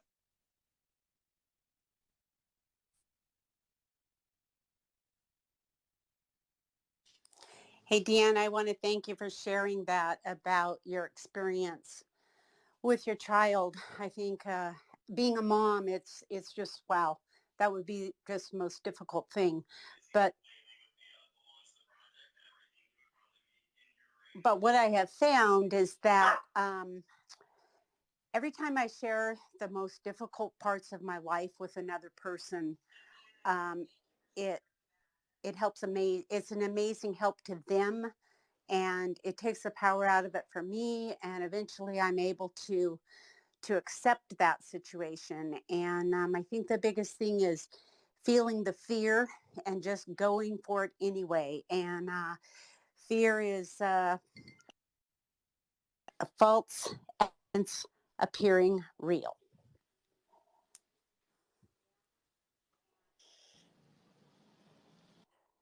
yeah, fear is crippling, right? You got to tackle fear. Um, and like you said, like talking about those things is like, it's good, like, what I mean, to face that fear like you're talking about, and not just be crippled by it. Absolutely. And I think the thing that I have found is that we're all the same. We all have fear. I look at someone who's successful and doing really well and think they never had those feelings. But when I get to know them, I find out everybody has the same questions about themselves, like I'm not good enough, I'm not doing, I'm never going to succeed at this, but all we have to do is keep trying. Yep. We're all the same, right? I mean, everyone in this room has had their ups, they've had their downs, some, bigger on both sides than others, but we've all been through, similar things, where we can relate. We're all equal at the end of the day. When the casket knocks, we're all equal. You know what I'm saying? That's so true.